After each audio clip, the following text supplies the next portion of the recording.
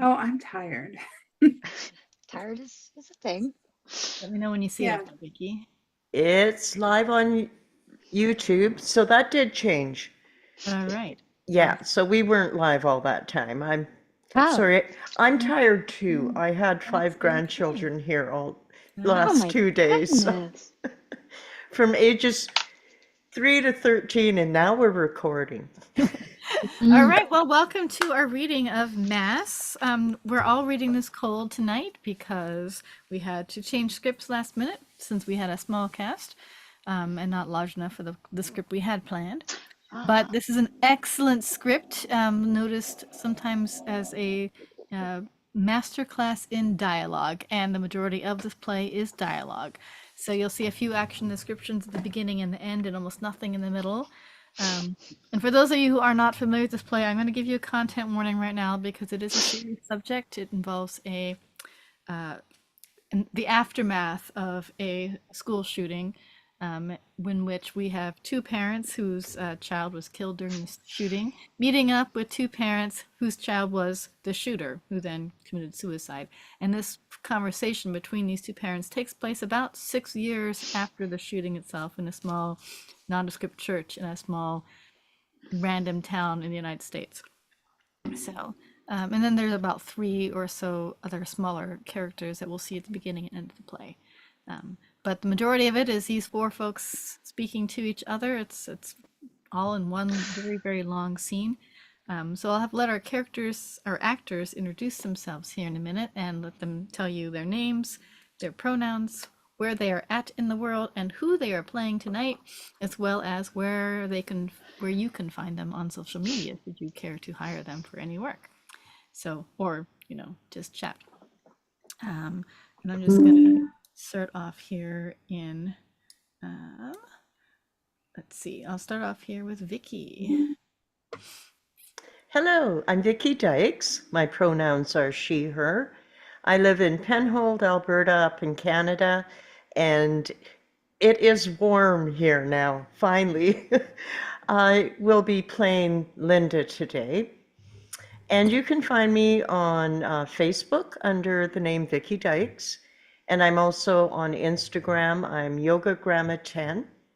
And I'm on Threads, the same name, YogaGramma10. Okay, awesome. Heather. Yes. Hello. Sorry, what were we I saw it in the chat, but I The just. same thing we always say, Heather. Names, pronouns, Okay. locations. All right. So, hello. Mm-hmm. My name is Heather Lee Cameron. I am an actor and a writer and an independent filmmaker from Lethbridge, Alberta, Canada, but I'm a dual citizen. And I'm represented by Faces of Wendy.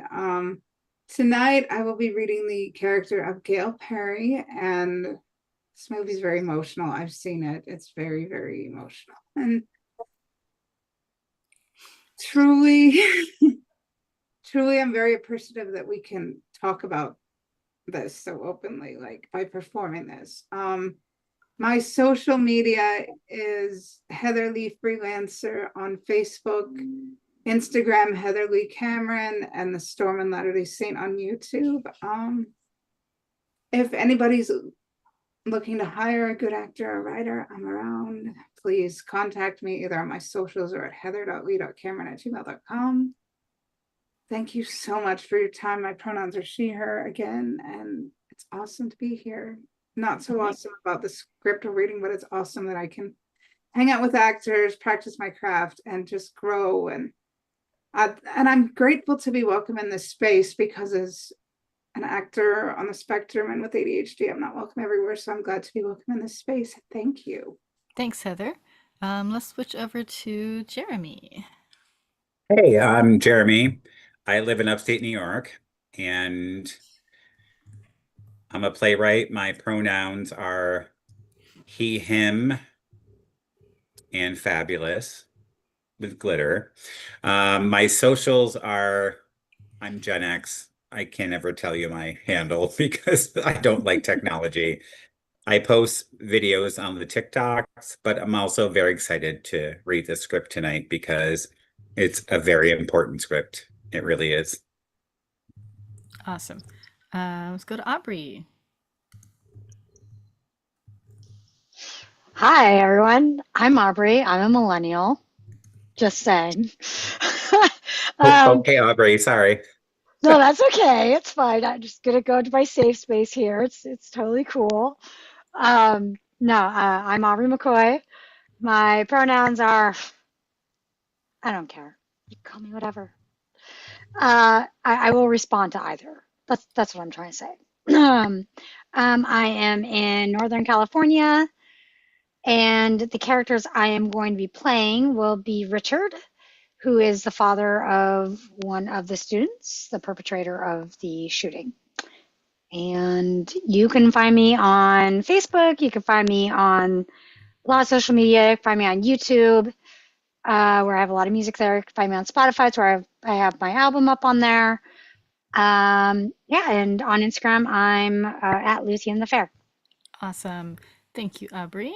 Let's go over to Marlo. Hello. Pardon me. Marlo Shaw, she, her. I'm in Toronto, Ontario, Canada. And I have to look again at the list because I can't remember anything. Judy is whom I am playing this evening. And social media, I have a blog that I haven't updated in 4 years. Which is mkshaw.ca, where I did up to that point post clips and links to a lot of the virtual theater work that I had done up to that point in time. So I'm an actor, a writer, director, um, thus far exclusively in the virtual arena. And what else? I also have Instagram, which I still can't remember the handle to right now. I am also Gen X, but so I use the Facebook a lot, but generally only for personal things. So the my Instagram, I don't know. I think it's at marlo.k.shaw, probably. I don't know. Doesn't matter.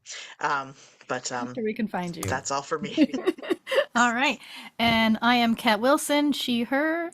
I live in Gig Harbor, Washington. Tonight I'll be reading the part of Kendra and the actions and descriptions. And then we have one other potential actress joining us, Jackie Hume.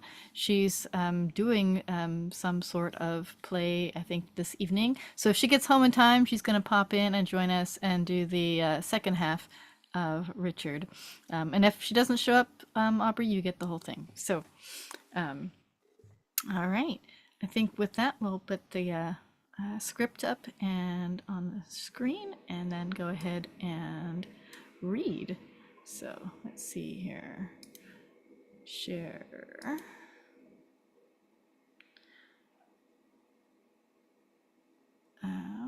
Let me find it here. Oh, there we are. Okay. So it doesn't look like a script, I know. At least you should see 4 different people. But that would be the actors in the show and the script that's in the script down below. There we go. All right. Everyone ready? Yes. Okay. Like I said, just remember to unmute when you are coming onto the screen. You can leave your video on and off as you like. And I'll try and keep up with the chat if you have any questions. All right, Mass, written and directed by Fran Kranz. Exterior suburban neighborhood dawn. It's dawn somewhere in America. The first hint of sunrise glows on the horizon, barely illuminating the otherwise dark suburban street. Red taillights appear as a garage door opens a few houses down the road. An SUV pulls out onto the street. Exterior shopping district dawn. The roads are still empty as the sky turns a lighter shade of violet. The SUV passes local malls and businesses, making its way to the interstate. Exterior interstate, downtown sunrise. Office lights flicker in the distance as the SUV makes its way out of the city. Sunlight breaks over the horizon, reflecting off the building's glass facades. Let's see if I can make this full screen. Exterior interstate, country morning. Later, the sun casts an even heat over the farmlands. The SUV speeds through the country on a journey that seems to take several hours. Eventually, The flat farmlands give way to foothills.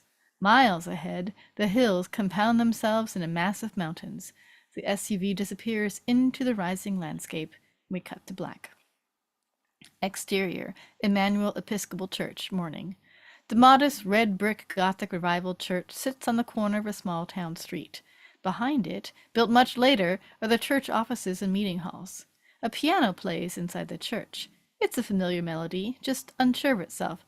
Dee dee dee dee dee, the dee dee dee dee dee, the dee dee dee dee dee dee dee dee. The old beat-up Subaru parks out front. Judy, 30s, nervous but well-meaning, exits her car, grabs groceries from the back seat, and hurries toward the church. Interior, Emmanuel Episcopal Church, the nave, morning. A young student struggles to read sheet music as his piano teacher guides him through the notes. They play at an upright piano at the foot of the altar. Judy enters at the other end of the nave. She waves to the teacher as she takes a seat in the back pew, dropping her groceries down beside her. After praying, she makes a quick sign of the cross. Collecting her things, she waves goodbye to the teacher and makes her way down a set of stairs and into the interior Emmanuel Episcopal Church basement, morning. The church basement. It's a large but cluttered space. The walls are covered with community flyers and religious plaques. In an open kitchen, Anthony, a peculiar young man in his late teens, does dishes. I'm late. I know. Judy drops her things on the table as she rushes across the room and up a small flight of stairs into the interior Emmanuel Episcopal Church offices, morning. The church offices. She checks the phone for messages and turns on a desktop computer. Has anyone called? Oh, I forgot to mention, Jeremy, you're also playing Anthony. Hold on one second. Let me go back.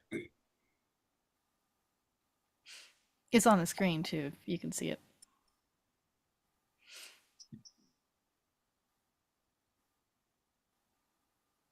We're at 7A. Give me 1 second. 7A. 7B. 7A. Yeah. No. Kendra? No, no one. Okay, good.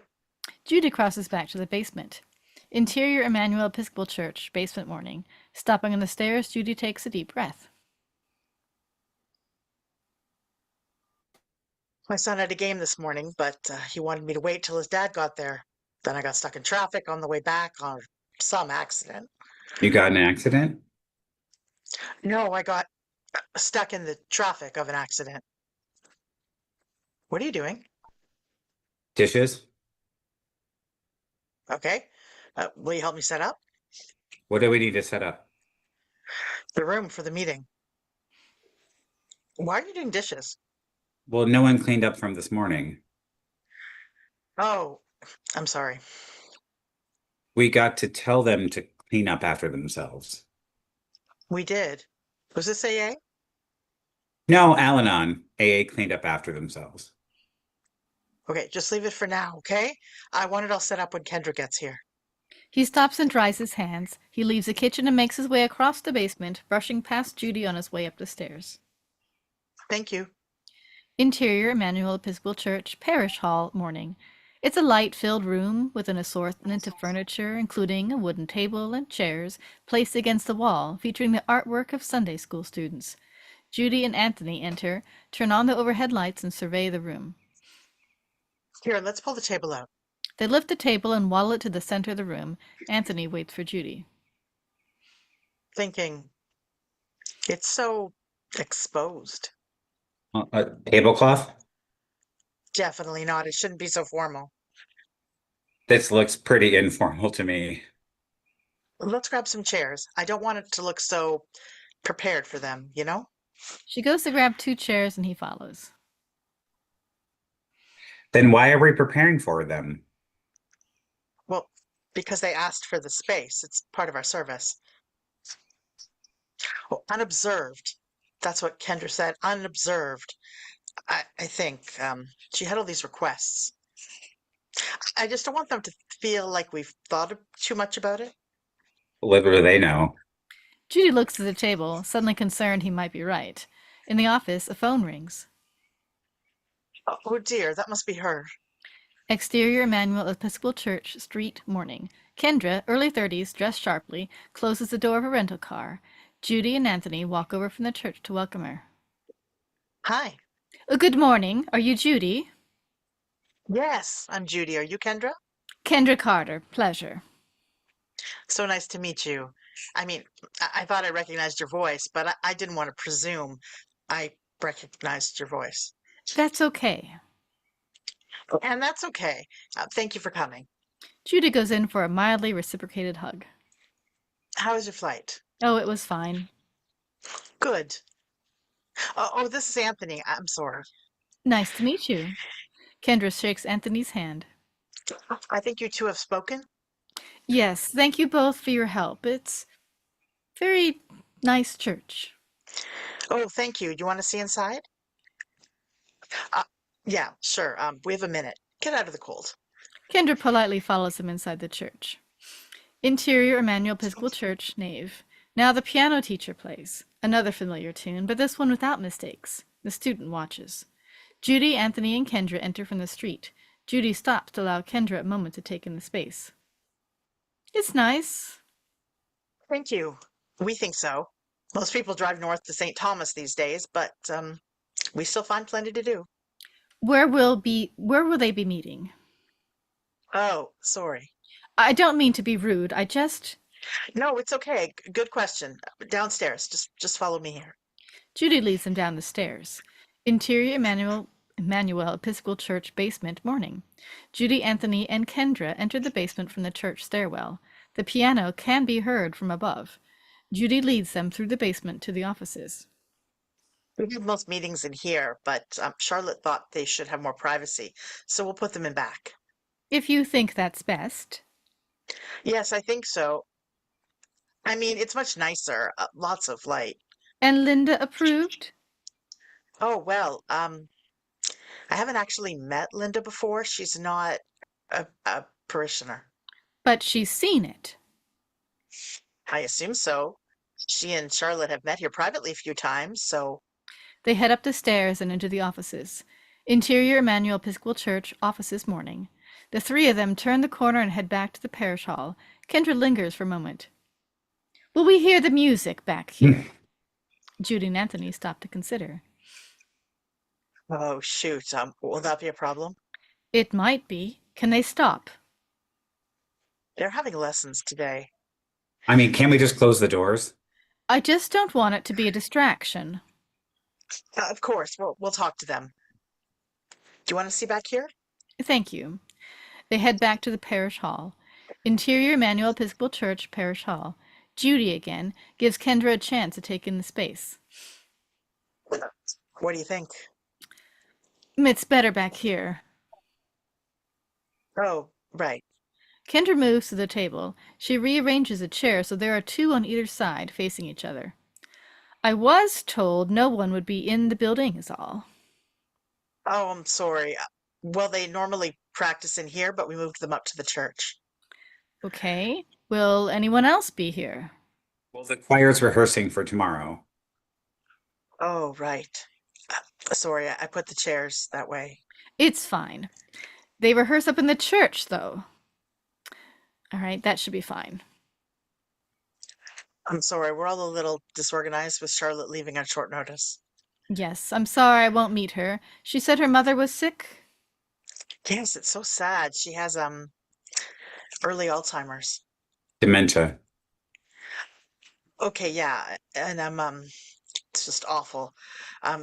She started calling here this week, Charlotte's mom, asking for her husband.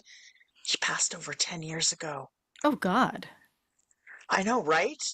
I mean, looking for your dead husband. It's scary.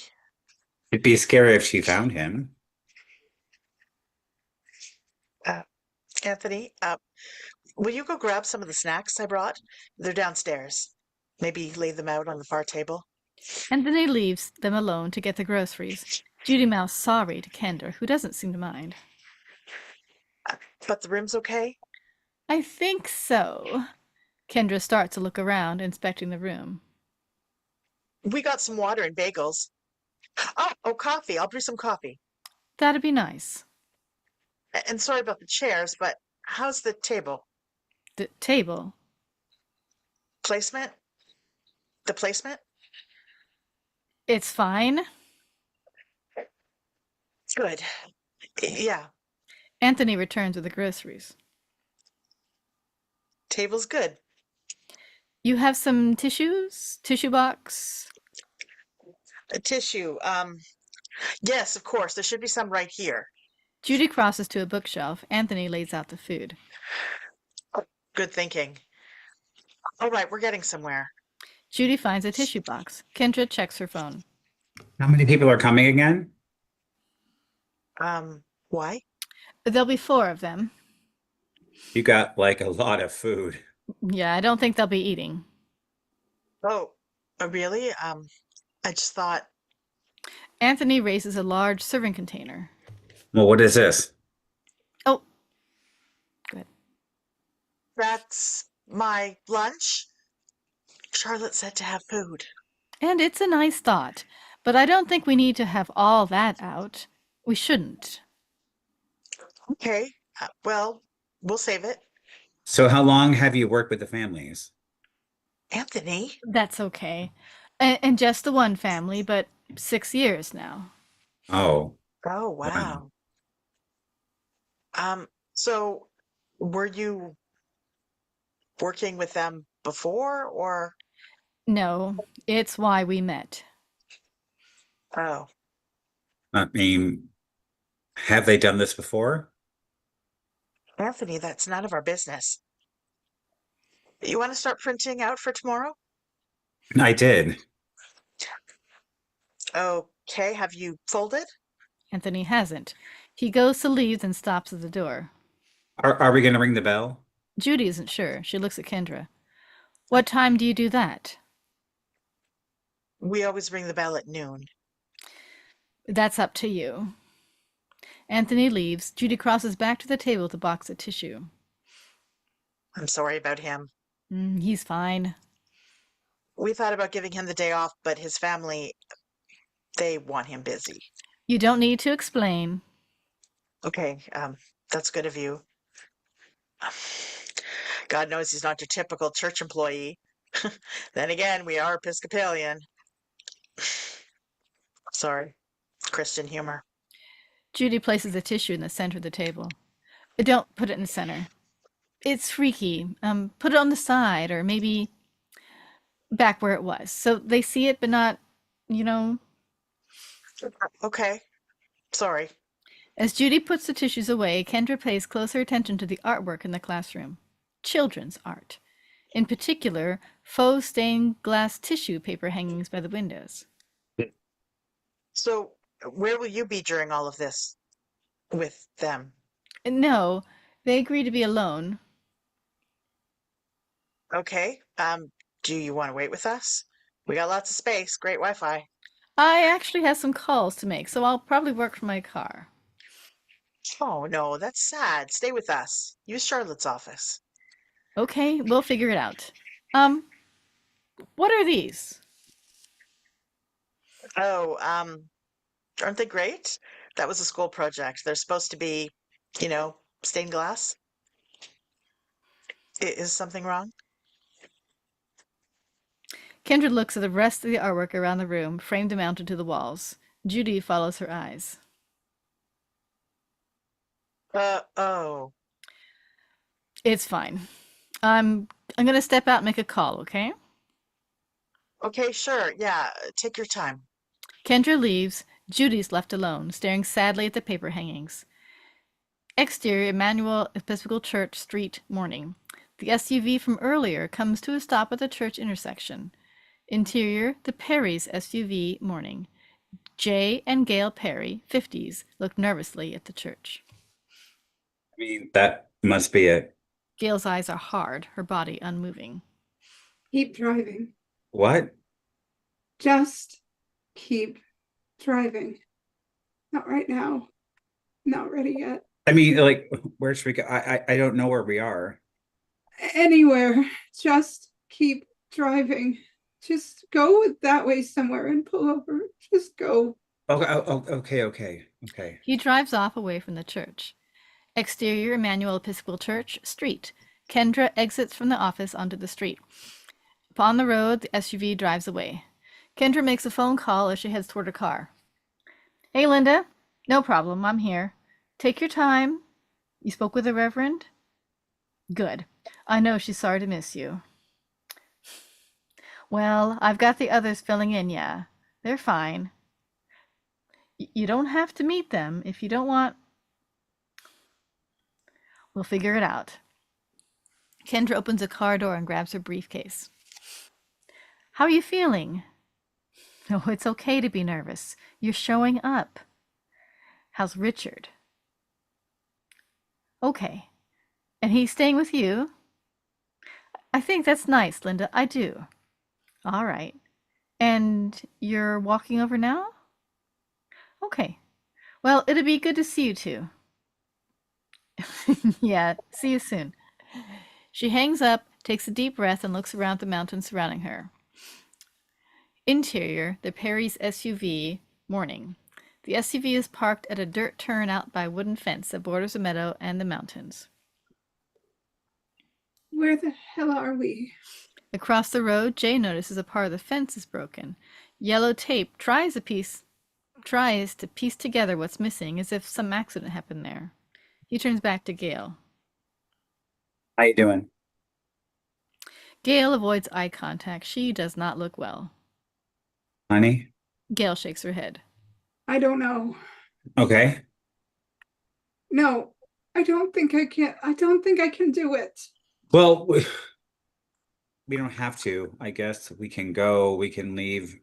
We can leave right now if you want to. No, I mean, I don't think I can say it. Okay. Okay. You don't have to. You can hear what they say, right? But you don't have to. Do it. Gail nods weakly, struggling. Jay looks back across the road. Something about the landscape haunts him. If I don't, would you? She looks at him now expectantly. Jay is torn. I'm sorry. That's not fair. I mean, it's okay. I don't. No, I wouldn't. But we can. He shrugs, almost sweetly, trying to make the best of this. Are you ready to go back? Like it's the hardest question she's ever been asked. Okay. Exterior secluded street, the Perry's SUV morning. The SUV pulls away. The yellow tape blows in the wind. Exterior, Emmanuel Episcopal Church, morning. The piano music has stopped. Kendra is back inside. The church and street appear to wait in anticipatory silence. Interior, church, parish hall, morning. The room is empty but prepared. Water bottles and tissue placed. The coffee finishes brewing with a soft alarm. Interior, Emmanuel Episcopal Church, offices, morning. Kendra works in Charlotte's office on her computer. Anthony folds leaflets for Sunday Mass. Judy enters from the parish hall, having tidied up the last-minute things. As she enters the office, she notices the SUV pulling up outside. Oh dear. Exterior church, front entrance, morning.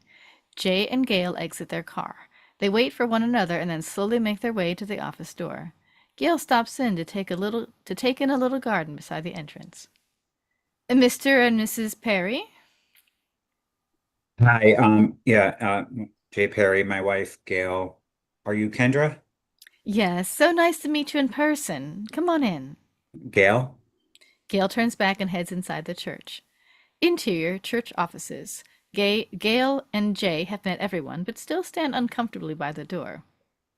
Thank you for providing the space. Of course, we're so happy to help. We have you all set up back here. Yeah, there's food and water, coffee. Do you all want something? I think we're good for now, right? Fine. Okay, anything you need, you just let us know. Make yourselves at home. That's right. Thank you, Judy. Yeah, thank you. Sure. Would you like me to show you the space? Jay and Gail look to Kendra for further instructions. I'll show them. Okay.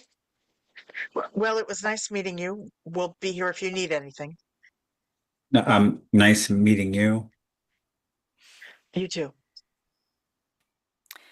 You can follow me. Kendra leads the Perrys back to the parish hall, leaving Judy and Anthony behind. Interior church parish hall. Kendra walks Jay and Gail into the room.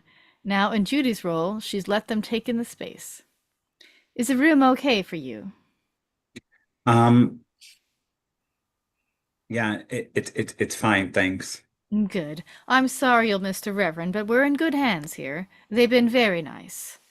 Well, I know we've gotten your signatures on everything and you're all squared away as far as our offices are concerned, but while it's just the three of us, is there anything you would like to ask me?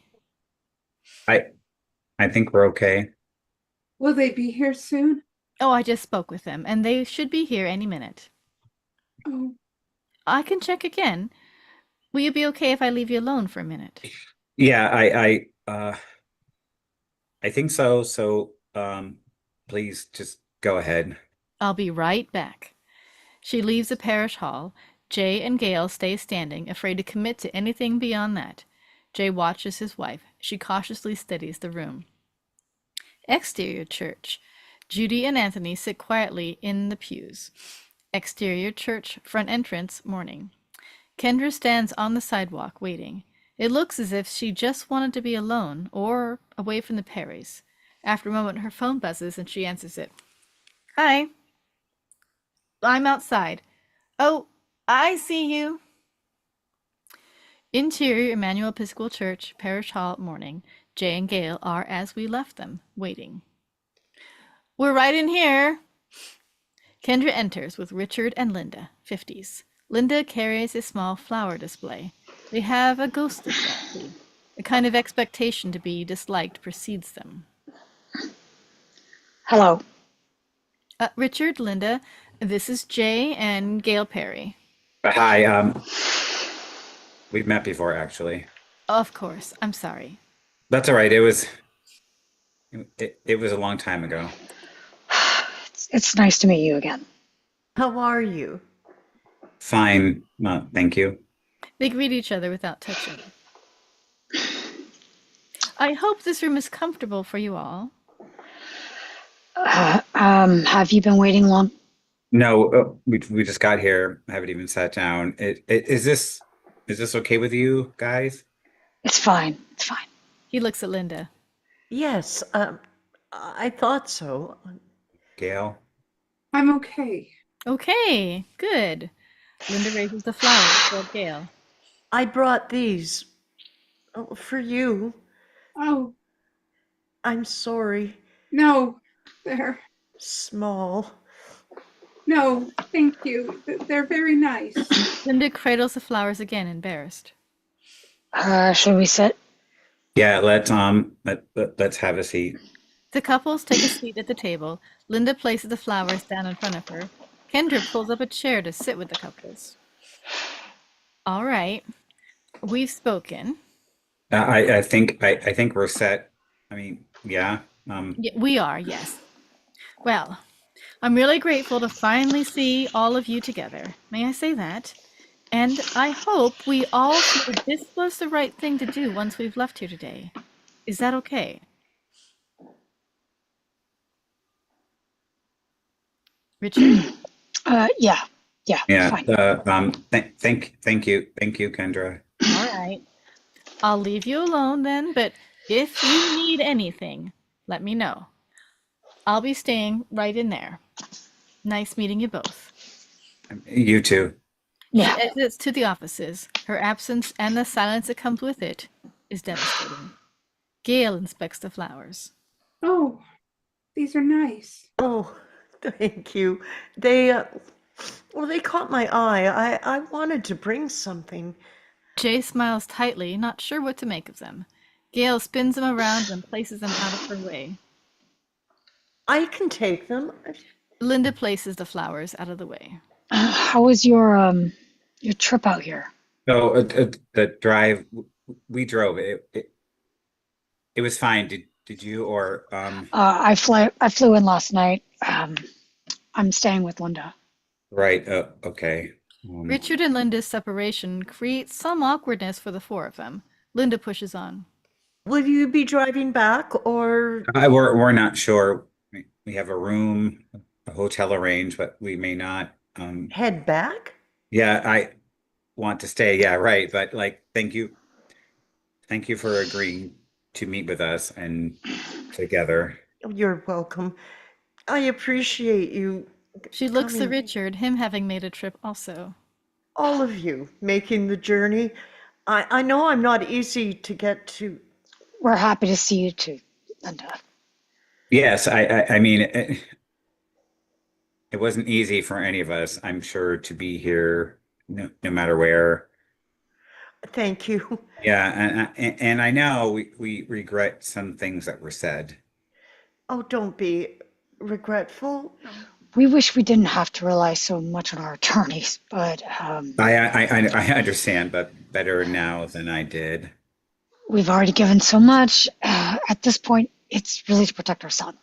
The Perry shifts slightly at the mention of a son. Richard clarifies. Stefan, Yeah. Um, how is he? he's doing well. Thank you for asking. They're in Maryland now, not far from me. They have a boy on the way. That's great. Thank you. How is your daughter, Sophie? Yes, She's she's doing fine. yeah, much better. She's made real progress in the last year. She's already ready to apply for schools, college. That's wonderful. Yeah, for the fall. That's great. Yeah, thank you. Yeah. More silence. This is hard. Jay looks at Gail for some support. She's staying silent. I mean, did you all bring photos? Yes. I know we talked about sharing some, but Gail, you want to? All right. Linda, you got the. I brought Ab- some other things as well. Yeah, that's right. Kendra told us you might. Okay, good. Well, should we, or do you want to wait? I'm okay. We agreed. Here. Gail searches her purse for photographs. Here's Sophie. Oh, she's beautiful. she's a young lady now. Yeah, she's grown up a lot. Here are some of Gail stops, unable to go through with it. I'd like to see them. okay. Even if they agree to it, this is hard. This is Evan when he was 3. Gail hands over a worn photograph. Linda takes it respectfully. She and Richard look at it somberly. Oh, dear. What's he got there? Oh, so sweet. Oh, that was his roller toy with the balls that bounce or pop. They popped, right? I remember those. Where's the catcher? Where's the catcher outfit? It's here. We brought it. Here. I think he was 12, literally. Yeah, I love that photo. Linda smiles sadly at the boy in the pictures. He was a good athlete, wasn't he? He was. He was. Loved sports. I mean, he had a lot of interests, but he was a very good athlete. He actually didn't want to play catcher, but then loved the gear, so. Jay laughs, then stops, uncomfortable staring. Do we all have like one of all of us? Of course. Lots. She sorts through her collection. Okay, we had to print out some. Don't have many real photographs anymore, you know. Oh, yes. It's nice to hold them, you know, not like. He lazily motions, swiping a phone. It is. Gail slides a photo across the table. This was us. Oh, that's The last Christmas. yeah. Okay. Richard and Linda look at the photo. We dressed up McCheesy, right? That's what we say instead of cheese. Cheesy. Kids thought these were, you know, silly. Linda cries. She isn't consoled. It's as if they all expected this. Oh, I'm sorry. Don't be. Yeah. Here, Maybe we should No, I'm sorry. It's fine, Linda. No, I want to share too. Okay. I wanted to share ours, but it's hard. it is. I mean, how are you doing? Maybe later, maybe later. Gail does not look well. She gets up from the table. The others react, but she only grabs a tissue box from the bookshelf and gives it to Linda. Oh, thank you. If I could just show you. We don't have to. No, Maybe this isn't a good idea. no, I want to. I brought something. It was easier to. Not a photo, if that's okay. Yeah. Sure.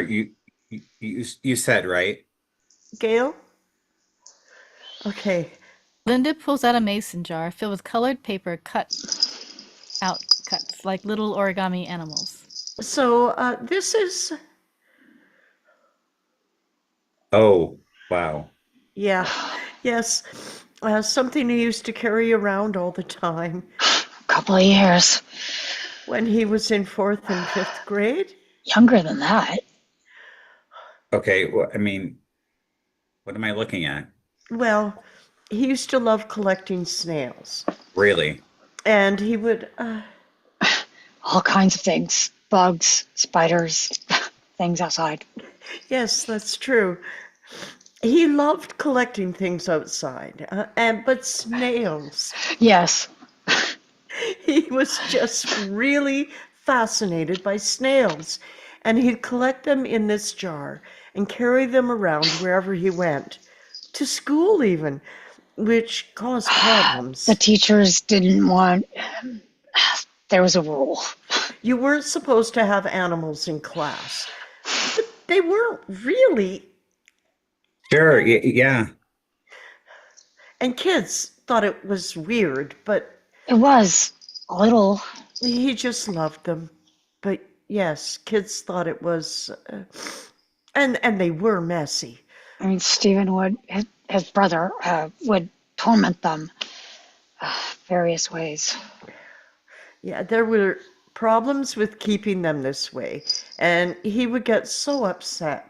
When snails break, it's. So one day, he showed up with this. She holds the jar up proudly for the Perrys to see, displaying the objects inside more clearly. Paper snails. Paper snails, yes, and some leaves and a flower.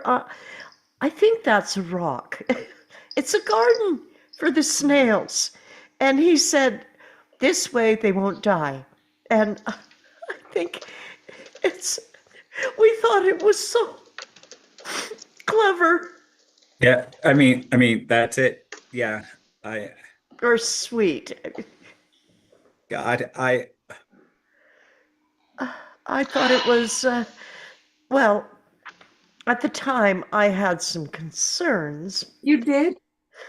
Not like, no, only about his sensitivity. Really, I was just happy for him to. Find a solution. He was always determined to find a solution. Yes, I was happy that he was. They fall silent for a beat, staring at the jar. Linda, a little ashamed, puts it away. Well, thank you. no, thank you for sharing. I wanted to show you something. She looks to Richard for support. He nods. So your daughter, she's doing well? She's doing well, yes. Yeah, she's doing fine. She's going to be more sociable now. We miss her now. She's going out too much. Oh, that's nice. She's dating. Well, I don't know. She's dating. Okay, she's really been herself again. Good. She's made a lot of progress. That's wonderful. You mentioned to Linda you had some progress yourself. In your letters, a therapist? Oh, that's right. I'm sorry. I told him.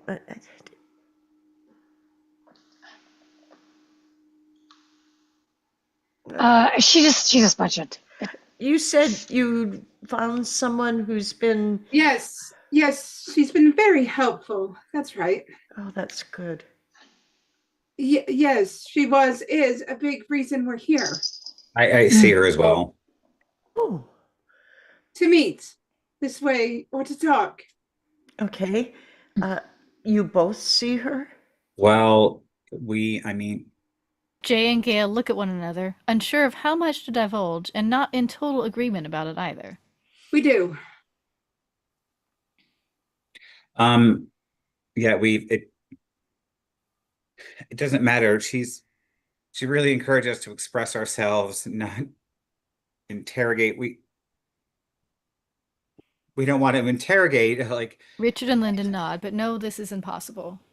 curious but not defensive. Vindictive. What? She said vindictive. I thought defensive. No, if we are vindictive, then All right. Sorry, it doesn't matter. We aren't here to attack. We promise that. But we meant everything. I mean, we felt everything we've said. We can't apologize for our feelings.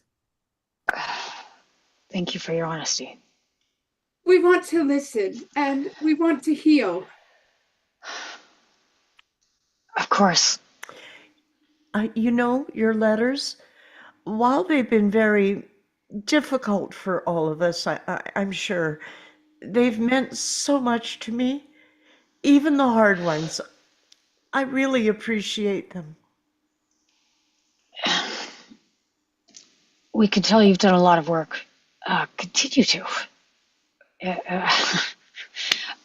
And I don't mean what you've done publicly, but it is admirable how you put yourselves out there. We actually, Linda and I, have followed your work over the years. Everyone is so. Yeah, everyone's. But I mean, oh well. I mean, I don't know. I mean, like, thank you. I don't get pleasure from it. it could be defeating, that kind of Yeah, activism. it can, but I don't even like that word. I wouldn't know what else to do. Your persistence is admirable. Gail gives Jay a pointed look. He feels it. Thank you, but I'm not sure that's what we need to talk about today. I mean, Richard notices, but continues anyways. I don't think it's not relevant. You don't think, as a country, we're meeting our obligations? well, that was I was quoting Obama, but no, I don't. I think we're killing each other. We are. I don't disagree. There's just so many factors. Okay. I mean, it's hard to know what. And I'm not saying it's one or the other. I see that's sorry. Go ahead. I'm sorry. I promise I wouldn't talk about this today. We don't have to. No. I'm not saying it's one or the other. It's just that's their defense. It's fallacy. It's a distraction. Don't look over there by guns. It's over there by mental health, and so we can address both. It's insulting. Well, exactly. But yes, we can. But if your child wanted to hurt himself, would you only remove the dangerous items in your home? No, you'd want to help him.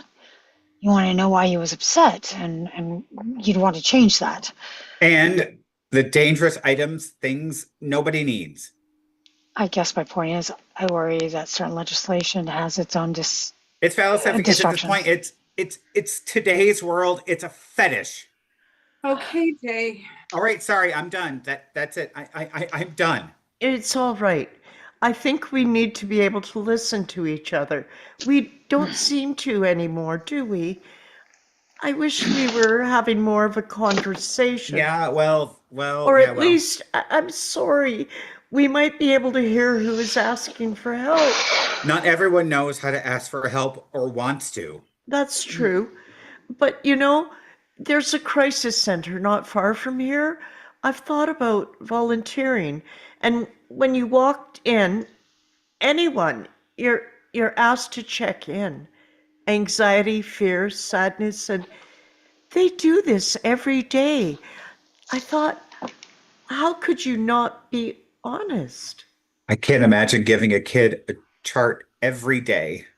What about mental health examinations alongside yearly physicals? You see your health physician. Why not a mental health expert as well? Mandatory brain scans? Why not? Most people in this country can't distinguish mental health from mental illness. I mean, who's paying for all this? Sorry, look, I agree we need to change how it's monitored. We've politicized threats so much. We don't have resources where we need them. Why are we talking about this? I'm sorry. Why are we talking about this? I didn't come here to listen to this. Okay. I'm sorry. I didn't mean to offend. I think we find through blame our means to change. And I want to question that. I want to look at everything because I blame myself, but I can't change that. The Perrys react to this seeming admission. What do you mean? When you say that, what do you mean? That I can't change what I've done. So you blame yourself? I'm asking. You blame yourself? Hey. No. I want to know. I don't want to talk about fucking politics. I want to know. I know, but we don't want to interrogate, right? I can imagine it's so hard to live with his actions. It is. But our loss, please tell me what you mean by that. I think all of us would give our lives to prevent another tragedy like it. I would. I would too. Yes. I mean, we all would. Gladly. But when you talk about blame on your part, I'd like to know what you're referring to. There's nothing that wasn't covered at the depositions. But I want to hear it now.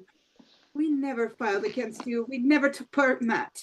Maybe a better way, so as not to interrogate, we can learn by what we remember, right? Fine. Tell me what you remember. Tell me about your son. What would you like to know? Everything. I want to know everything. Why? Why?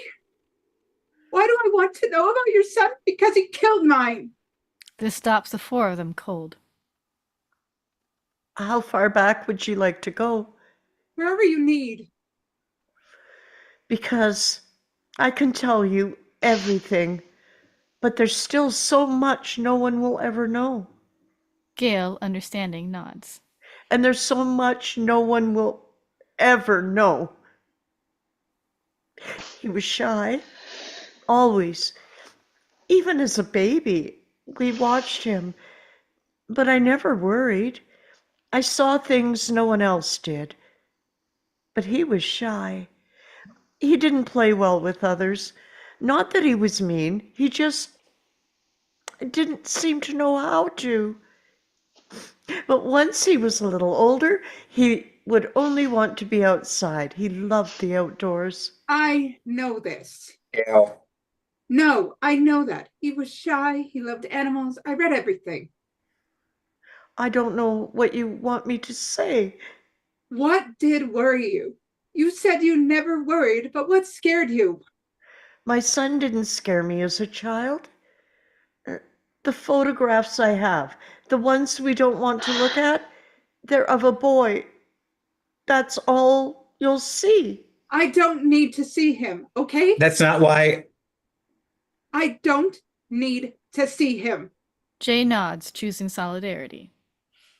What changed? I want to know. When he's 13, he starts going online or he starts that gaming profile, the account. They were not filing games then. I know, but that was They were fantasy games, role games, role play. I know, but it was the same account he used later. So I'm asking, what changed? There's this boy who plays outside, who supposedly loves nature, but now he's indoors all day online. What changed? Linda and Richard share a look. That's very hard to answer. Please try. There isn't just one thing. Then tell me more than one. Gail, please, let's not do it this way. Gail looks at her husband, then down. She takes a deep breath. I'm sorry. You're right. We're not interrogating. What are you doing? I say that as compassionately as I can. What are we doing? You say you want to heal. We all do. Is this how? Gail stares at Linda, unsure. Jay tries to help her. I mean, we want to know why. Well, how this happened, right? I mean, Jay chooses we words carefully. I mean, we want to hear that. We want to help you with that. I'm willing to help. We moved. You asked what changed. We moved. We did, but we can't be certain that which changes affected him the most. The new school or environment. Oh, it was hard for him. Hayden, he didn't have close friends growing up, as I'm sure you know, but by middle school, that mattered more and it affected him. A lot of things changed around that age. I had a new job. Stefan was applying for colleges. So we were looking at tuition costs, private schools. We moved. Our older house had more space. Outdoors. Where we moved to is actually a bigger home. Yes, that's true. But where we were had a great backyard. The new neighborhood was very nice. It was just more suburban. Plots. There wasn't the freedom he loved. But it was nice. It was, Richard. The new school was hard for him. 7th grade in particular. Bullying. That was very bad. Yes. And the boys were a few years apart, so that Stefan, who was really thriving in high school, well, he didn't have a lot to give Hayden at that time, unfortunately. Sometimes I wish they'd been closer in age. So they could have shared friends. We didn't plan to or expect to have another. We thought we might be too old, but we weren't. He was lonely and I think missed how things were. That's when he started spending more time on the computer. But the games, we thought were creative. We encouraged them at first. They let him make choices or he got to be whatever he wanted to be, and we could hear him playing with others. He'd laugh, and that made me. And he did well in school, which was confusing or misleading. He always had very good grades. He was very smart. I know. I'm sorry. That's fine. We had nothing to do with publishing his grades or scores. Any of that. We know you didn't speak. I was only saying that. We mistakenly thought his grades were a sign that things were okay. That's not all. We did, Richard. We thought that's what mattered. He wasn't fitting in. That hurt. But the grades made us look past some of it. Did the school say anything? This was middle school. Not. I know, bud. The school couldn't be bothered. He was quiet with good grades, so he didn't require attention. There was a math teacher, though, in 8th grade. Linda. No, Hayden loved him, and I don't know what their connection was or why it was so great, but he made Hayden feel confident when And he didn't. I wish I would have. When he was really struggling later on, I tried to see if he could, talk to him, but he'd left for another school and I didn't. I gave up trying to reach him. I'm sorry. That's okay. He was teased because he had other interests, and I think that made him embarrassed to have those interests. I think he saw being different as a deficient. He did. But we didn't know or realize it until he showed signs of depression. And it was, He didn't strike you as sad before? He was quiet, but no. Violent? no, not then. When we grew concerned, we got help. When was that? His medical history was made public. But was there something specifically? No, it was unwilling. It was his unwillingness to do things. When Stefan left for college, he became angry with our attention for him. Why? What would be wrong with that? I think he resented our concern. He wouldn't even let us touch him. And that's when you got help? Eventually, he didn't want to. Sorry. He never did. But we finally forced him to see someone. I felt like we had no choice. But he would beg to stop.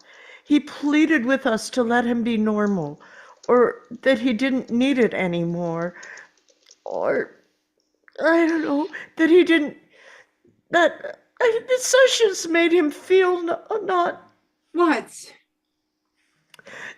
that they made him feel not human. He said So, The Perrys process this. so what did the therapist say? I mean, to you. He needs to stop isolating. It's reinforcing his negative expectations. All of the time online isn't enhancing his relationships, it's making him lonelier. So you stopped? Or you let him stop going? For a while, and then these things would get worse, or something would happen. And, Like the pipe bomb. and we'd go through it again. Yes. That certainly had consequences. Consequences. Jesus. At the time it did. He was arrested. There was no consequences. I know how that sounds, but we were devastated and we tried everything. But the doctor, good? Would they get the prescriptions right or take insurance? And of course, we'd pay anything, but it was expensive. I'm just saying, this was the reality of how it was, how defeating. And even with all the professional advice, it was really just as us facing these choices alone. But we did try over and over. I mean, you can see. It's true. There's no new information regarding his medical or criminal records. You have access to everything. Why didn't you say anything to the school? This was high school now, right? Richard and Linda look at one another. This was critical to the lawsuits. We didn't have to. He had just started there. We didn't want it to reflect badly on him. God. I'm sorry. As long as he completed his program, his record. Jesus Christ, that program was a joke. They missed things. We all did. But he was lying. Did you know that? I suspected he was holding things back, but I never could have believed it. I understand how speaking publicly made us look like we had secrets. It's not secrets that I have doubts about or facts. It's knowing. A parent's intuition. It's your child. You feel it. It should hurt you. It did, and we got him help. Everything that happened afterwards, the lawsuits, the media, the hate that flooded into our lives, never once did we feel ready or prepared for any of it. We just tried our best to survive.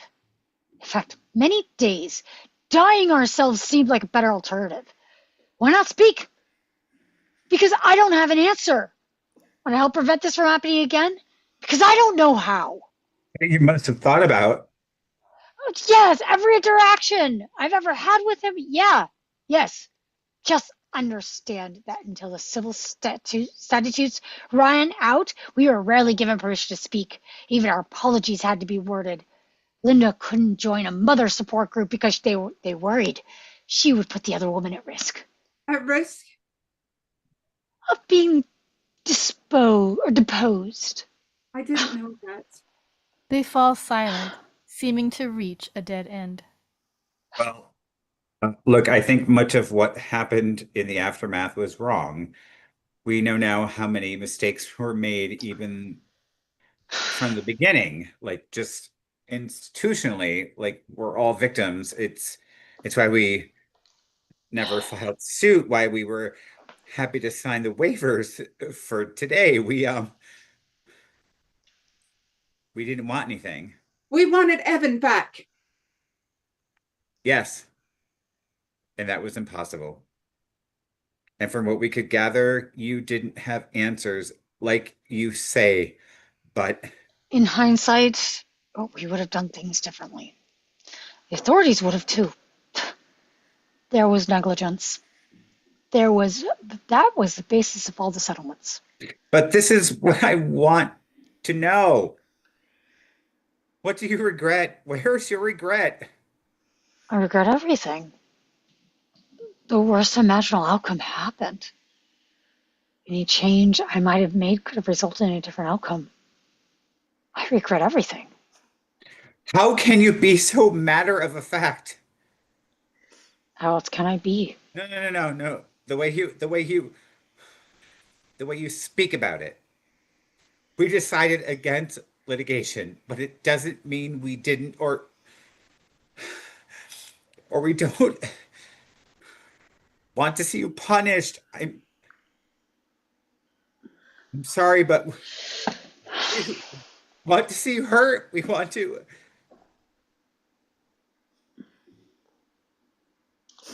Like everyone else?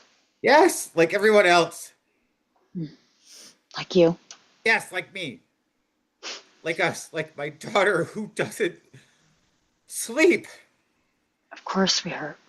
Wait, yeah, transparency. I think that is what we want. I think we are owed that today. And please ask what you need. But that is exactly what you've been given. Jay pushes forward despite the feeling of going in circles. All right. He made a pipe bomb. A pipe bomb and was arrested. He had probation or the program. I was scared. Jay What? stops in his tracks. What? Richard, we were scared. I was scared. You were. I was. I know. Linda, he told us before that he contemplated suicide, but only on this test did he mention thoughts of homicide. We were scared. But I was trying to see the best possible outcome. We should have done something then. We should have. Now! Of course now! But what? I couldn't accept that you would throw away his future because of a homemade bomb. Linda, please. When did or where did this interest in bombs come from? Weren't you surprised or? Yes. We don't know. Anywhere. And yes, we were surprised. Shocked. He said he read it online. He said he was bored. He said it was just something to do. Just. I'm not the only one. What? Yes. That's what he said. And once he made it, he figured he'd set it off. He went back to the woods. Where we used to live. No one was around. He wasn't going to hurt anyone. Or he didn't. We believed. We hoped. It was what he said it was. Later on, when we found there were more plans in his room, he said it was just good money in artillery engineering. There was good money in it. Working in the Defense Department. That was his excuse. How could you believe that? We knew nothing about it. But after everything else, how could you believe that? Because I wanted to. Because I had to. because I know that it was just a way of making us think he had bigger plans, other plans. I'm sorry. I I thought he wanted to do something with his life, something that he was good at, or made him happy, because otherwise he seemed to have stopped caring. We tell our kids they can be anything, right? We teach them because we believe it. I did. He told me things I thought he confided in me. I know now some of what he said was purposely deceitful to keep you away. We really thought he was turning things around. We had plans for the summer, college. We were told once someone decides their fate, they do find some happiness. They can even appear euphoric. The last few months, we were happy.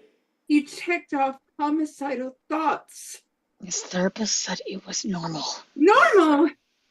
for a young man to be angry. Why have the question if you choose to ignore it? I'm sorry. What about the anger? Your neighbor called the police. They called us, not the police. About a year before, it was a bad night. We tried to calm him down and minimize whatever it was that was bothering him. I understand now that that may have only intensified his feelings. He could be frightening. Linda conspicuously has little to say. He would get frustrated easily. Frustrated with things he couldn't figure out. It would, Embarrass him. yes. And it was always hard for him to ask for help, but eventually he just stopped asking entirely. Maybe my expectations were too high. I'd let him go, thinking not to bother him, but then I've done my counting. There is no criticism I haven't already heard or placed upon myself. You're not impassive, as you said. I've taken that back. Indifferent. It was because you wouldn't speak. You never really spoke out. We released a statement. Not that. That was nothing. Why couldn't you say more? We weren't allowed to. Now it's been years. When we asked for privacy, we were accused of hiding something. No, you could have said. What could we say? Please tell me. What? What should I say? The signs. But we didn't know. After everything, you couldn't have been surprised? Oh, but we were. We didn't know what had happened. We still don't. I just came home from work and the phone rang. Yeah, what? A friend of his called the house, asking if he was there. I said, "Aren't you both at school?" I didn't. Wait. He said Hayden hadn't been there all day and that something happened. And something happened. I had no idea. Even after turning on the television, seeing the school from above, what he could be talking about. I really didn't know. Linda falters, unable to shake the trauma. That was Alex, a friend who called. Jackie, this is you. Yeah. No, he suspected. Who knew? Oh, they were his father's guns. He didn't know Hayden had taken them. He asked you to look for them. I mean, if you can ask, then you must have thought before. He asked because it had happened. He was there. None of us knew yet. But he asked you to check his room, right? Or the closet. Yes, it was Alex. He said he wasn't answering his phone and that he hadn't seen him. Can you check? Yes. But I didn't understand what I was even looking for. I thought he would tell me, but he just kept crying and saying he was sorry. I thought he did something. We all did. He never knew Alex's family had guns or that Hayden had used them. We learned all of this after. Where were you when? I was working. I have events out of order apparently. I can't remember all of it. A friend, colleague had called me out of my office. The television was on. Everyone was watching. You, Linda, you called me. Yes. Once I was driving, I'd run to my car and Wait, I'm sorry, but Jay stopped story time, showing some frustration. why? I don't need to hear this. I don't want to. I'm sorry. No, I don't believe you. I believe you didn't know. I don't want to hear this. I want to know why you didn't do something and why you never said anything. Jesus. I want to know why you didn't stop him. Want to. What? I want to hear. What? I know. Just- I know. But I want to hear. Gail looks at Richard and Linda, asking them to continue. They look at one another, finding their place. I called you. yes, but it was hard for us to speak. I couldn't. I tried. Yes, I could tell. So I feared the worst, but I hadn't. You said he was never here. His room, his bed was made, and there was this notebook on his pillow. I'd never seen it before, but it was worn and marked. I was so scared. It must have been there all day, all night. The Perrys sicken at hearing this. I didn't know what she had seen yet. I was just trying to get home, but at some point I thought, why am I going home? I need to get to the school. But then I got a call from my sister. She kept telling me to pull over. I said I would not. I will not stop driving, and then we were both crying. So I don't remember. I pulled onto our street. I guess that's where I wanted to go, but I was too late. There were hundreds, so sudden, all in black, helicopters. I couldn't get near the driveway. I just left the car. I still don't know who moved it back. They kept us apart. They made me wait outside while they searched the house. They put me in the backyard. I kept saying it was a mistake, that it was. There was a young policeman watching me to make sure I didn't. I learned this later. Hurt myself. I finally asked him, "Is my son dead?" He said, not unkindly, "Yes." But that's all I can tell you. As if Anything else mattered. This drops like a heavy stone into all their hearts. Linda cries softly. It was wrong what they did, keeping us apart. It was wrong. it's okay, Richard. No! They didn't have to. I kept asking, demanding to see my wife. I begged, Linda. Something irreparable happened during that separation. That wasn't your fault. It was wrong. It was. Many times I wished he had killed me too, but he loved us. He told us. He said he was sorry for what we would go through. In the notebook. Jay and Gail are appalled. He destroyed your lives. All of our lives. He did. But the love we had, it was real. The truth is, we believed we were good parents. And in this awful, confusing way, we still do. Isn't it worse that I thought I was a good mother? I loved my children.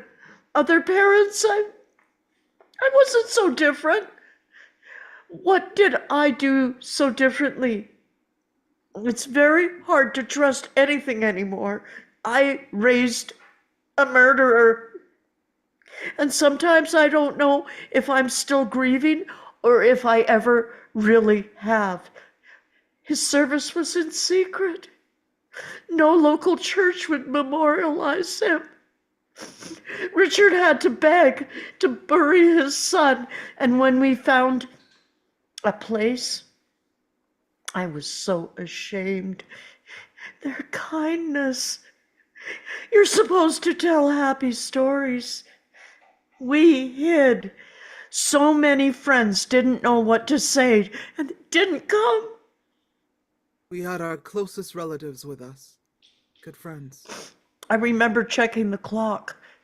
We were so overwhelmed with blame. Our financial situation was impossible. Grief felt like something out of reach. I didn't stop him because I didn't know, and I didn't speak because I didn't know how. And I'm sorry, but I never thought I had enough good to say. I want answers. I do. I have to reconcile his actions with the child I loved and raised.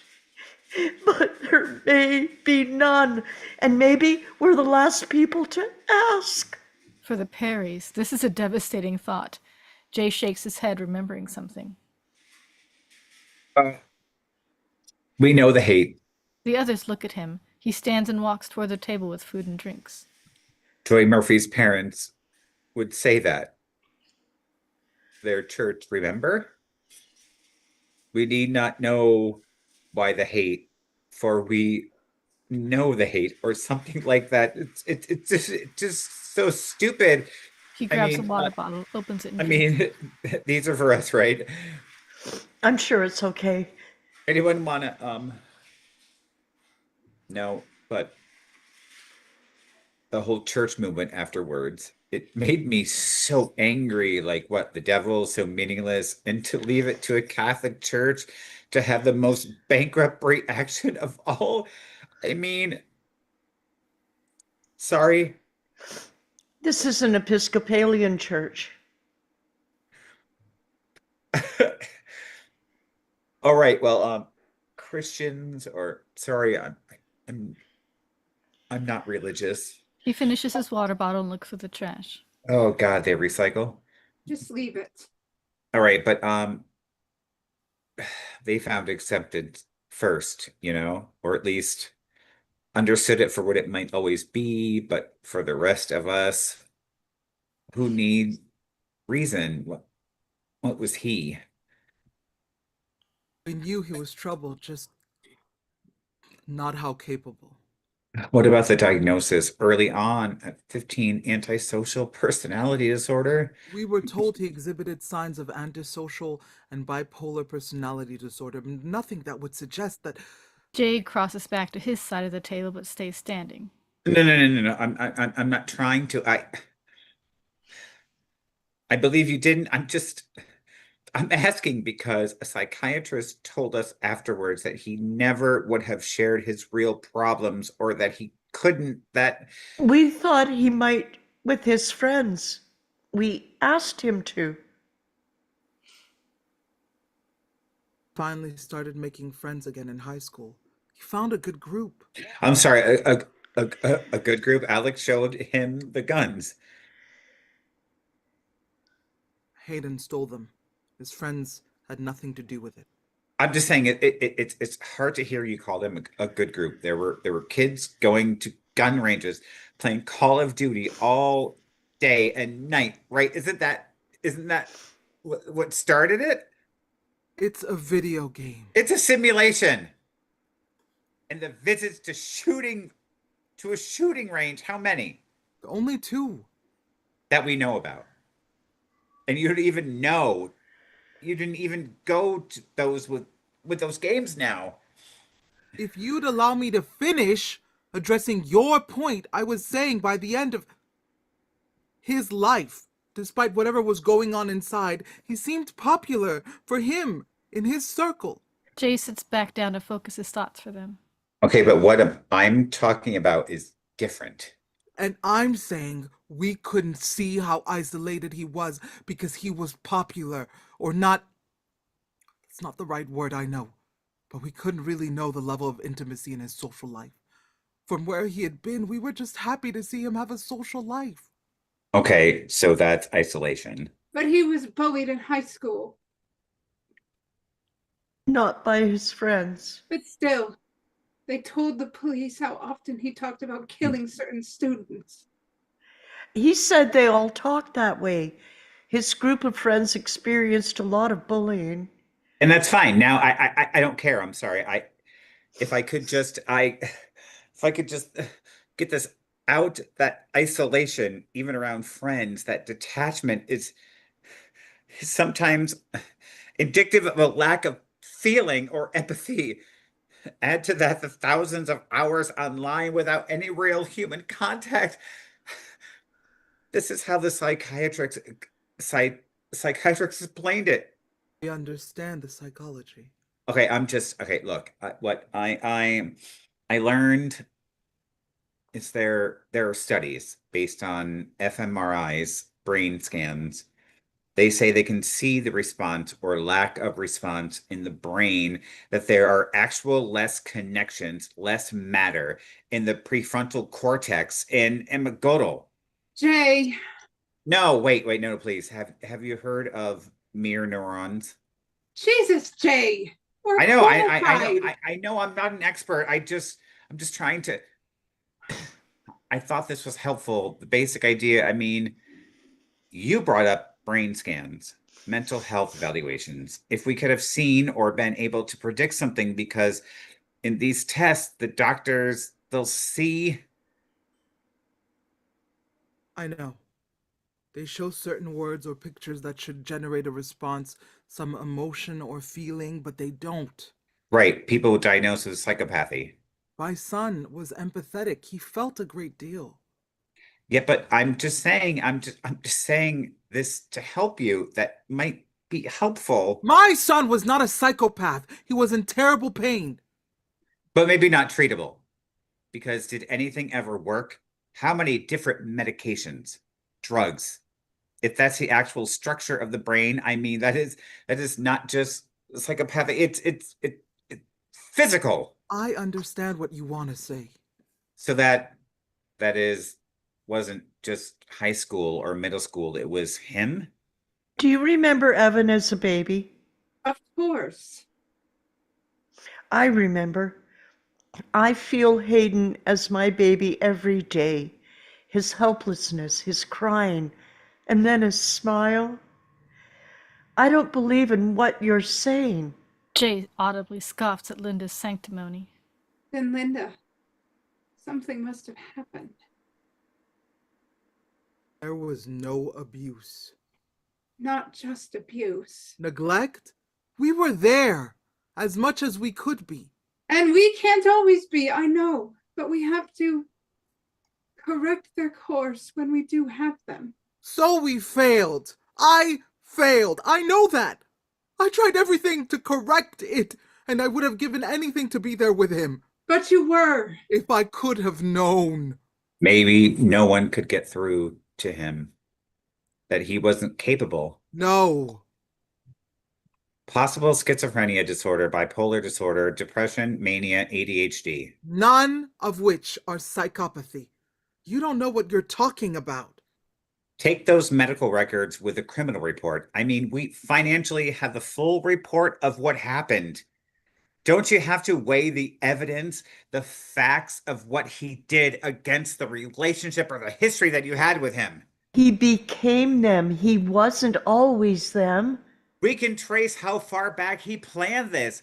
We can trace his footsteps, for Christ's sake. I don't believe the timeline definitively proves anything about his mental state. How can you say that? We're not denying what he did or who he became. But I can't help but hear you blame not a normal childhood. He's my son. I can't remove my feelings from our history or his records. I'm not asking you for that. But what he did, his capacity for murder, was potentially there long before anyone else could have noticed. You think you can attach one word to something in order to understand it? To make you feel safe? Well, I won't say it. I don't believe it. It's not simple. It's everything you cannot see, and it left him helpless. He was helpless. But it's our job to help. That's our job. At some point, it doesn't matter whether or not you see the signs. It's still our obligation. I said I failed. And what I'm saying is that maybe you had very little choice. The report speaks for itself. He was gone by then. I mean, the I'm- deliberate choices.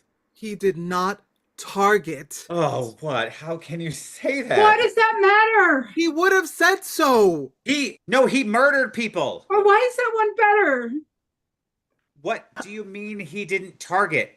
I don't believe he looked for any one person. Oh, Jesus Christ. It He'd doesn't never matter. met any of them. It was his school.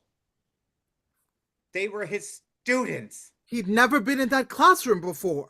He wanted to kill them. Those students, they weren't his grade, Evan. Don't. I'm just saying. No, just don't. He didn't know them. He wanted them to suffer. Hey, But not. What? Not intentionally? What were you going to say? He didn't seek out to make any one individual suffer. But my son did. Evan suffered so much and he let him. I'm No. sorry. Both No, of you. no. I know what happened. No, you don't. wait. He did the most awful thing I've ever known, but I know the report. No, you didn't. You don't know how my son died. Jay slams his fist down on the table. He entered Evan's classroom at 1:29 p.m. He threw a bomb in the center of the desk and stayed there, shooting for half a minute. He could have killed everyone in that time. He chose not to. He watched them. They saw his face. They saw the way he looked. He knew Evan was still alive. He knew exactly who was hurt and who wasn't when he left. We could never see into the classroom. No, he suffered. The first gunshots happened at 1:29 when the attack began. He left them bleeding, dying. 6 minutes. 6 minutes later, he comes back. Your son retraced his steps. He's in the hallway again at 1:35. He came back to finish. And Evan was there. The last gunshot at 1:36, the bullet hit his neck, his artery. Jay. 6 minutes. He was alive. He was trying to get out. The blood trail showed where he was trying to. Please stop. No. Then it was methodical. He was looking. He came back, and Evan was still alive. I know. No, you don't. You don't know. I know. I know the streaks on the floor, the way he crawled for his life, the wounds in what order, how he fought it, and how he died. Jay. No, how he died. Okay. Stop. Jay is finished. He wipes away a tear, incensed by its timing, and slumps back into his seat. Jill steps away from the table, needing to be alone. She sits in an armchair by the window. They all need some time. Caroline, Jonathan, and Tori were killed instantly by the blast. Daniel, shot 3 times in the chest, twice in the lungs, once in the heart. He died seated at his desk. Juliana, shot twice in the leg, once in the knee and once in the thigh, the femoral artery. What are you doing? She lost her vision because of the glass in her eyes. She tried to crawl out of the classroom, but she died before finding the way. Vanessa, shot 4 times, twice in the abdomen and twice in the head. We understand. You know. Linda looks to the ground, stricken. The victims and the wounded I'm sorry, but I know all of them. I know Evan, his story that day, and I know Hayden's. He did go back. He was going to the library where he wanted to die, where he told us, wrote to us in his notebook. That's where you'll find me, where it's quiet for me, where... Respectfully, Jay, the last shot was at 1:41 in the library. He passed the classroom on his way back. He saw Evan in the hallway. He didn't go back inside. I don't believe he ever intended to, plan to. It doesn't negate what he did plan, what he did do. Silence. Jay, totally depleted, still can't let go. But people saw, the kids saw Christopher. Shot in the head. I know! My son! The face hiding, Underneath his desk. begging for his life. Linda gets up from the table and sits on a chair against the wall. Don't know what they were saying. Witnesses, they were facing each other. He was on his knees. That is what they said. This is not a feeling. That is hate. No, that is Disturbed, hate, rage, hopelessness. No. Apathy, indifference, cold, callous. Evil? Do you want to say? Because I won't. I won't. It doesn't matter. He gets up and goes to get a water bottle for himself. He takes small sips. He sits down on a bench in the corner of the room. No. I've heard all the theories. Was he a terrorist? Was he a white nationalist? He didn't target any race. He threw pipe bombs into classrooms he'd never stepped foot into before. He wanted to hurt the world. And he did. We went to the school. Did you know that? That was supposed to be for the victims' families. Hayden would not be counted as a victim, but we fought for that. And we saw the damage, the windows, the black stains. We saw his hate. The lines, What he did. What? the lines, or tape, the outlines of the children, and Mr. Moore. Gail winces at the memory. The bodies, I didn't know you were allowed in. It was kept secret. They didn't want... More outrage. The world mourned 10. We mourned 11. There were no memorials for 11, no concert readings, 11 names. And I understood that, but I wasn't going to be excluded from that too. The damage, though. How much? He was in pain. It was the pain that brought him there. I didn't want another child. But once he was born, I loved Hayden so much. He was my best friend. We had so much fun. But maybe he should never have been born. No! Maybe we should never have gone to the school. I just remembered this terrible feeling of awe. Just awe for what my boy had done. And then this long, skinny frame outlined on the carpet all alone. I knew it was him. Not because of where it was, or I just knew it was him.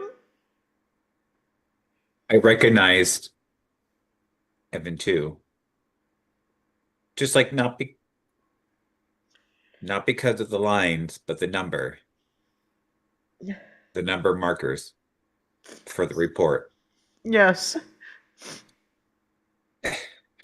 He was number one. He was the first one they found, I guess, but he was mine. Sorry that was hard. Linda nods sadly, finding comfort in their shared pain. It was. But you know, and please forgive me, it made me feel like the rest of you. Gail reacts in the corner with a soft cry. Jay looks at his wife, then to Linda. some parent, I can't remember who, said early on, I mean, uh, in a way meant to be mean that you were the loneliest people in the world, as if that justice, as if I, Well, we were. Still receive mail. At least I do. Some hateful, some sympathetic, most just strange. Yes, I never understood its purpose. And it only reminded me of what he did when I just wanted to heal or restore my memory of who he was. Hmm. And that's what I have to do. You understand? You said he destroyed our lives. Yes, he did. But while I know the world would have been better without him, I can't say I would have been. Oh God. I'm sorry. I know that's. Linda stands, sensing Gail's pain, and moves toward her. I shouldn't have said that. I thought I had to believe my son's life had no value because of what he did before he died. I don't have to believe that, do I? Or is that hard for you to hear? I mean, I guess, yes. Yes, it is, but I won't tell you how to keep your son. They look at Gail. I don't know. I'm sorry. It's hard, but no. I think that's right. God, I don't know. It's okay. I wouldn't ever expect you to feel that way. No, no, that's not it. That's your son, him. It's value. It's all of their values. See, I made a promise. I made a promise to him that I can't keep. Hey. No, please. Linda takes Gail's chair and brings it over to sit by her. The two women face each other near the window. What did you promise? I promised him that his life would mean something, that it wouldn't be in vain, that because of him, all of them, there would be change. She looks at Jay, broken, crying. But nothing has changed. Nothing. The only difference is that they're gone. And that's all I hear still. I hear all those parents, the last of us left in that firehouse, the loneliest people in the world, asking, what do you mean they're gone? Gone where? Where have they gone? So you talk about value, their lives having value. That's all that I want. I just want it to mean something. I want it to change. Why does it have to? What? Tell me a story about Evan. What? Please, tell me a story about him. Now? Yes, I can't. There's too many. that's okay. Don't think, just speak. Jay, It's okay. Like, go. no, come here. She beckons him closer to be with her for this. Okay. I see. I think he's 12, sixth grade. I don't know. He's young. It's fall. He's playing football with his friends. They would play in the park by our home. Sundays, just a few blocks from our home. But we had a dinner to go to that night. Jay's parents were visiting. I said, don't get too dirty. We're leaving the house by 5. And he said, Mom, the dirtier you are, the better you are. That's how you spot the best players on the team. They have the grass and stains on their jerseys. I said, he was so funny. I said, shouldn't the good players not be tackled and fall on the ground so much? No, Mom. The best players are the dirtiest. Okay. He was like that about everything. He'd have these strong opinions. Didn't matter if he knew anything about what he was talking about. She laughs through tears. Richard joins the others with a tissue box. So of course it's 5 or almost 5 and he's not back yet. And I'm all ready to just go down there and grab him, drag him back. When Sophie comes in the door, she followed everywhere back then. She lived watching the boys play and goof around. So she bursts in the house and says, "Oh my gosh, Mom, look at Evan." I come around the door and he is like head to toe covered in mud. It was absurd. It was. He must have tried to like cover himself like a mud bath. It didn't really make any sense even. So I lost it. Evan, what did you do? He was totally unfazed. Yeah, right. He played it cool. He said, "Mom, I told you the best players, you know?" I was so mad, and then I was laughing. And then hugging him, and the dirt, the grass, that smell, wet leaves, the child on him. I could feel so much life. We let him go to dinner that way. He washed his face. Yeah, but he was so proud. That's what his life meant. Let him rest. Evan doesn't have to change the world. I still miss him. Do you remember what you wrote me? Oh, God. I wrote you way too much. You wrote me that you wanted me to know your son, know his name. But this breaks through. Gail looks at Linda amazed. Do you have a story? Oh God, I mean, like all of them, but let's just preserve them, okay? Gail has gone somewhere else. Jay, Yeah? I think I need to. What? I think I'm ready.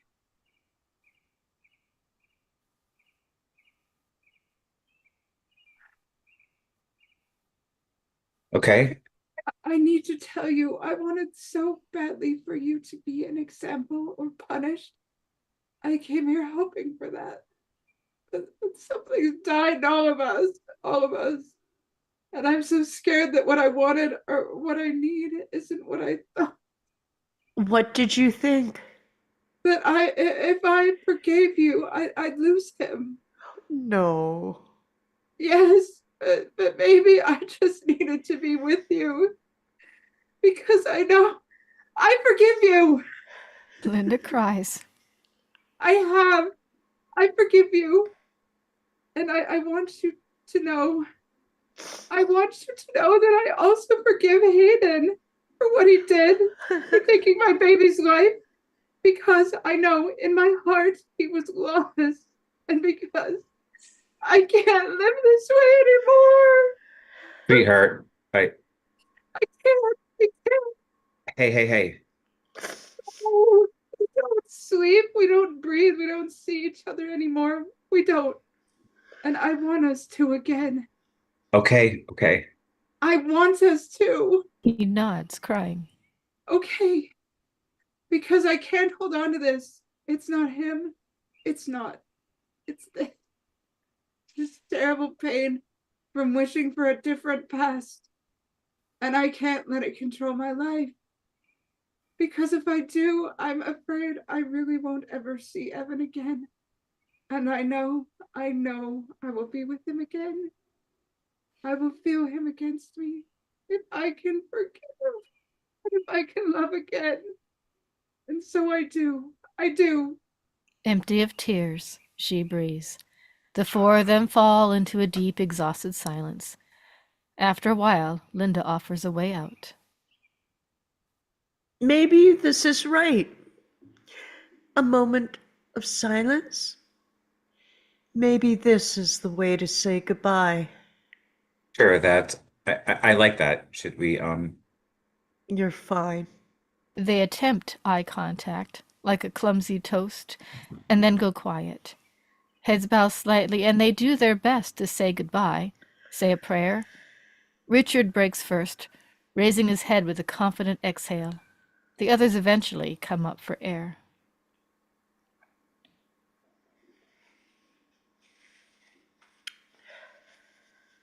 Well, thank you again. I hope we were able to help. A formality has returned. Yeah, is that it? Jay, surprising himself, doesn't want to leave. I think so. I'm Okay, well, exhausted. I'm if exhausted. okay, if we feel like I guess we can always Speak again. Richard and Linda smile politely. Richard stands. Thank you so much for bringing your pictures. Oh, of course. Thank you too. Okay. Thank you for the flowers. Oh, you're welcome. Will they travel? The flowers, I don't want you to, Oh, we'll manage. Yeah, sure, sure. maybe Kendra can get you a box or something to put them in? I should have thought of that. No, it's okay. We can hold them, right? Yeah, well, there was the woman who worked here. They might have something. I don't think we met her, but let me go see. Okay. Richard exits purposely to the offices. The others aren't sure what to do next. Oh, is that coffee? I could give you some coffee. Anyone want? With some water, maybe. Linda, I'm okay. bottle for the road? No. Okay. Jay crosses to the food table. Richard and Kendra can be heard speaking in the office.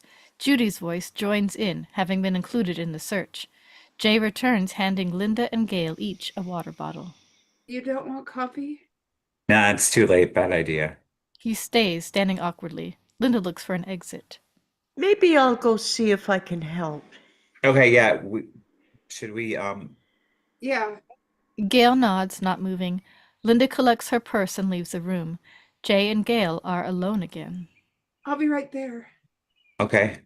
Jay leaves. Only Gail remains. She slowly gets up to collect her purse.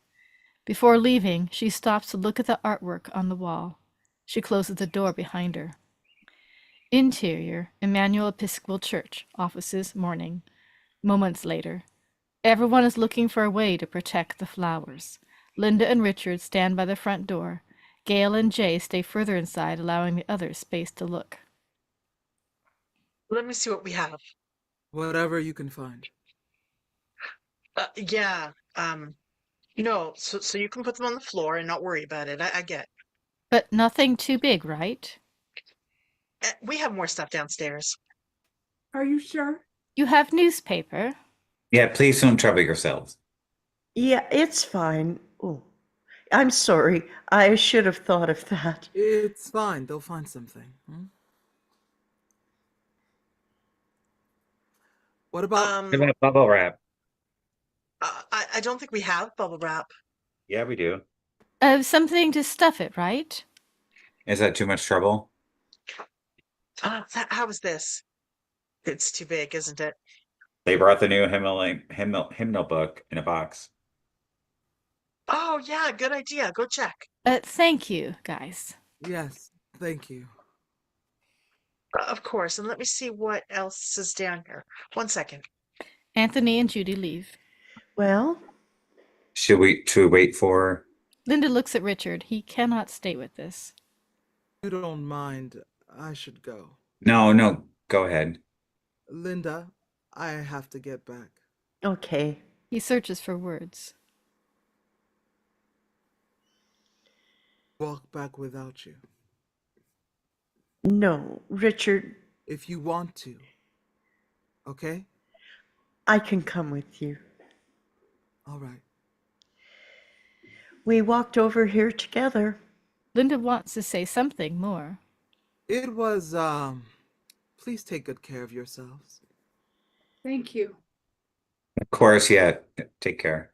Richard leaves. He doesn't walk far before turning back to wait for Linda. The women think to hug, but something keeps them apart for now.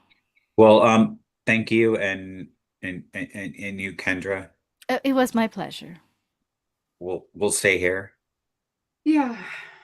We're always here. I mean, to stay in touch. Good. It was nice to see you again.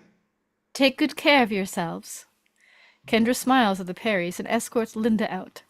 Linda and Richard walk away, with Kendra following behind. The Perrys are alone again. Judy calls out from the basement steps. You all just want to come down here and take a look with the flowers? Sorry, it might just be easier. Yeah, that's fine. Thank you. Jay heads down the stairs. Gail takes one last look outside before heading down herself. Interior, Emmanuel Episcopal Church, basement, day.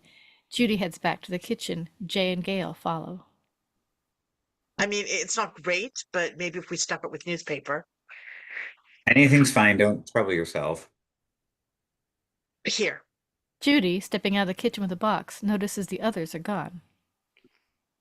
Oh, I'm sorry. Did they leave? Yes, they left, but thank you.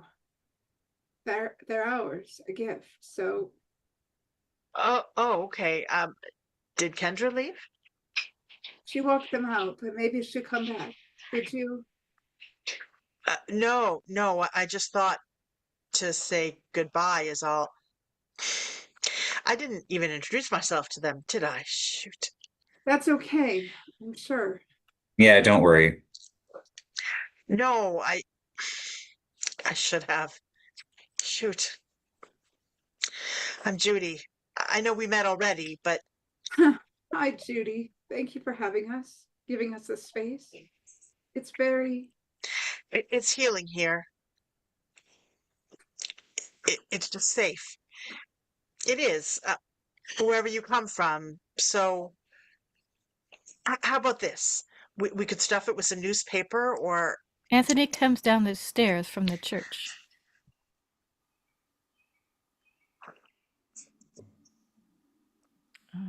Anthony? Judy! Yeah?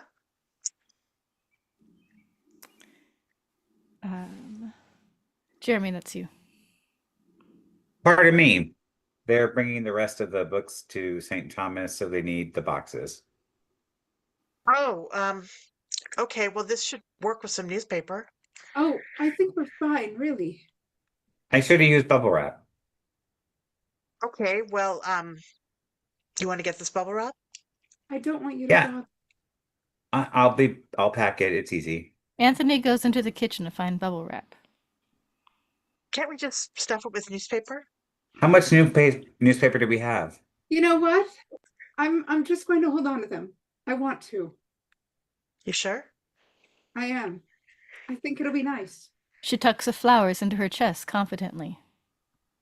Okay. Sorry. That's okay. Well, I guess it was nice meeting you all. Thank you for your. Gail stops when she sees the look on their faces. She turns to see Linda at the landing of the office stairs. Linda steps forward, unsure of herself. In the office, Richard peers down from behind the corner. Linda. Linda steps towards Gail. I have a story I wanted to tell you. Oh, I want to hear it. He was 16. He'd had such a bad week. I felt so badly for him, how cruel kids could be. But I couldn't just let him fall apart. No. We were alone. Richard was working late. I made him dinner, but he wouldn't eat. I asked him to talk, but he wouldn't talk. Finally, I went to his room. He was on the computer. I yelled at him, "You have to start working. If you can't be happy, at least you can do well." But he screamed at me, "I don't want to be happy. I don't want to do well." "Why?" I cried. "Why?" And then we were screaming at each other. We were both so hurt and scared. I know it. It happened so fast. But he said, "Get out before I hit you. Get out before I beat the shit out of you. I swear to God." He was terrifying. I went to my room and I locked the door. Gail, I wish I had let him. I wish I had said, "Okay, hit me. You hit me, sweetheart. Hit me as long as you'll ever need." Because then I would have known him. I would have known who he really was. Gail doesn't know what to say at first. It's okay. You can have me. She hugs Linda deeply. Their words are private, maybe inaudible. My story's a little different, isn't it? No, we miss them. I wanted to tell you a story too. I'm sorry I didn't ask. The women stay embraced. The rest watch. Finally, Gail and Linda disentangle. Linda looks at the others in the room, slightly embarrassed, before walking back up the stairs. Richard and Kendra follow her out. No one speaks. Finally, Should we? I just thought we'd Yeah, right. let them go.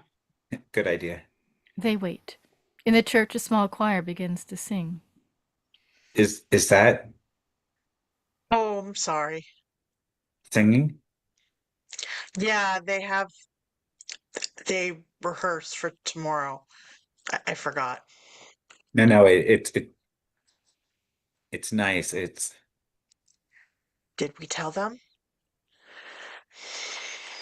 I told you this morning they had rehearsal. Did you? No, like Sorry. no, don't be.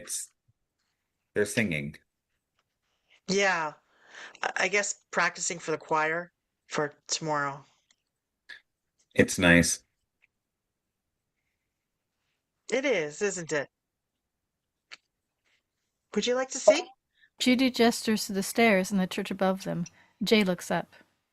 No, that's okay. I Jay I can't find the words, overwhelmed. Gail, still facing where Linda was, waits for the right time to leave. They listen. Blessed be the ties that binds. Eventually, Gail turns to Jay. She gently takes his face into her hands and pulls him away from the music. She looks into his eyes. She smiles at him. She embraces him, the flowers caught between them. Cut to black. Exterior, Emmanuel Episcopal Church, night. The church in evening quiet. Interior, Emmanuel Episcopal Church, Parish Hall, night. The room filled with moonlight. Exterior, secluded street, night. The broken fence, bordering the meadow. The tape blows in the wind. Illuminated now, not noticeable before, the lights from a high school football field shine in the distance. Fade to black. Lights fade last.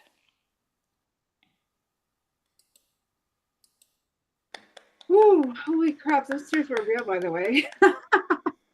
I know. Jesus Christ. Oh my God, damn.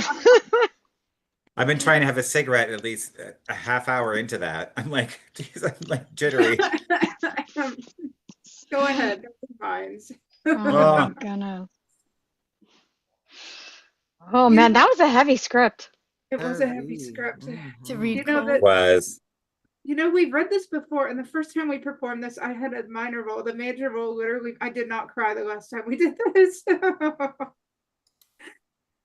I have no fluid left in my body at this point from crying that entire time. You guys like were gonna start making me have tears. I was like, oh my gosh, this is Oh my so God. Oh, that was so so fun. emotionally I love that. charged.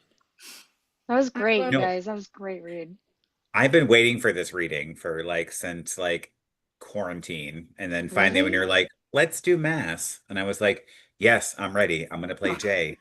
You were so good. Oh, You're thank you so so good much. as Jay.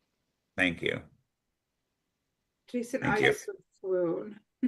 Oh my God. Like his understated performance during that movie. And then when he blew up, I was like, okay. I literally was listening to it in my car before the reading. And I'm like, okay, this is what you have to build to. I mean, I haven't seen it, but I'm sure that you took your What? own take with it. Oh no, I haven't seen Oh, this. Either. oh my God. You One have of the to. best actresses ever in it. It's Martha Plimpton. She plays Jason Isaac's wife, Martha Plimpton from Mm. Goonies. Plays one of the Oh, best roles of her life in this movie. wow. Interesting. So She's the cool. one that says, I want to talk about your son because your son killed my kid. Best I line hope ever. I hope I delivered that well enough. I think I was You proud. did. No, you did Heather, you great. did. Heather, you did fantastic. Oh, I mean, I hope I played Richard okay. you did good. Because I kind of felt like he was like trying to hold in like his sadness and instead translating that to anger. Like when he wasn't like he just didn't know how to hold the emotionality. He So was even Yeah, I hope I Richard played it like that. Richard did have a lot of anger in that movie. He held it back, but it was like anger I think he toward was also detached. Jackie, yes. you took over and played that like that detachment really well, seamlessly. It was great. Yeah. Like Richard was like, "Oh, for Christ's sake, I'm over this. This happened a long time ago. Why do we have to keep discussing this?" again and again and again. Yeah, but I Thanks. yeah, I didn't I mean, again, I was just reading it cold, like I don't know this film, but I got the sense that he was reliving it and like he just didn't know how to contain the emotions. So it's like he's like, and it was the I'm tired of my son being vilified over and over again. Like Yeah. that was the layered part is that he's like, I have so much anger, I'm holding it back. I'm emotional. I don't know how to cry. Stop making my son a villain because that's not what he was. And that's such an interesting, it's such a layered emotion Yeah. or layered thing. And there are some points where I like almost started crying too, but I just didn't think that was really what Richard was going to do necessarily. That's why the explosion of the anger at points, You know, then pull back. sorry, I have to No, wonder that if something happened between that kid and that teacher that caused him to just go into depression. And I think the signs were there that that did. that's what I think it might be implying, but I mean, we don't know, and that's the point is that we don't know. And I think there's quite a few. Actually, what's really funny is I did my senior thesis on gun violence in schools, which is really interesting Yeah. because I because it was just after Columbine happened, and so Wait, how old are you? If Columbine, yeah, I was in high school when I'm Columbine had happened. I'm going to be 48, so we're pretty close. We're Gen Oh X, right? Lord, No, I'm a millennial. I'm Oh, 38. I'm 38. but also before we say anything else, can we give a huge shout out to Vicky, who is crying Yes, right now, who I played know, Aunt No, Vicky. Down, who played I'm Aunt done. Down's role. I'm not That going to was cry for months. I know you were you man, were you were amazing in great. this. You were amazing in this, Amazing. Vicky. Oh, thank you. You were. I And graduated, Marlo. yeah. I'm 40. I'm 2 years older than Oh my Heather. God, I'm gonna turn 48 Are this you year. really? Jesus. Yeah. Yeah, I'm turning 48. You look Oh like no. you're a teenager, for the love of God. No, he Who, didn't. me? Or Yes, me. Oh Yeah, yeah, she Aubrey. looks, yeah, both of you. Aubrey looks a teenager. No, I'm Oh, not. thank This you. is, you know, on Um, the topic of gun violence, I just did some Googling and I realized that the R. Myers High School shooting was 8 days after Columbine. That's the shooting that happened in a town called Tabor, Alberta, about an hour from where I lived in Yeah. 1999. Yeah, just crazy, 8 days apart.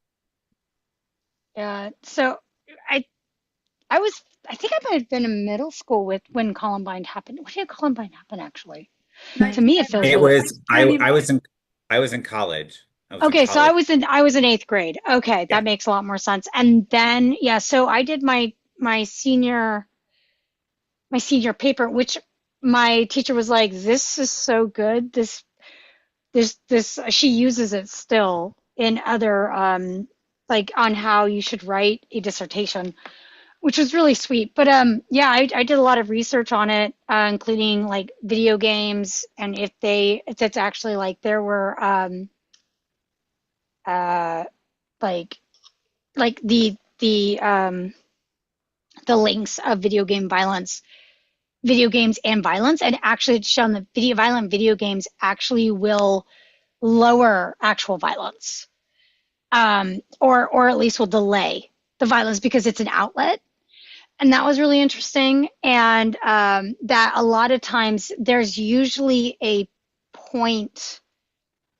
It's usually like real violence gets happened or real like point that like bullying was a really big factor in like a lot of the research that I Yeah. did.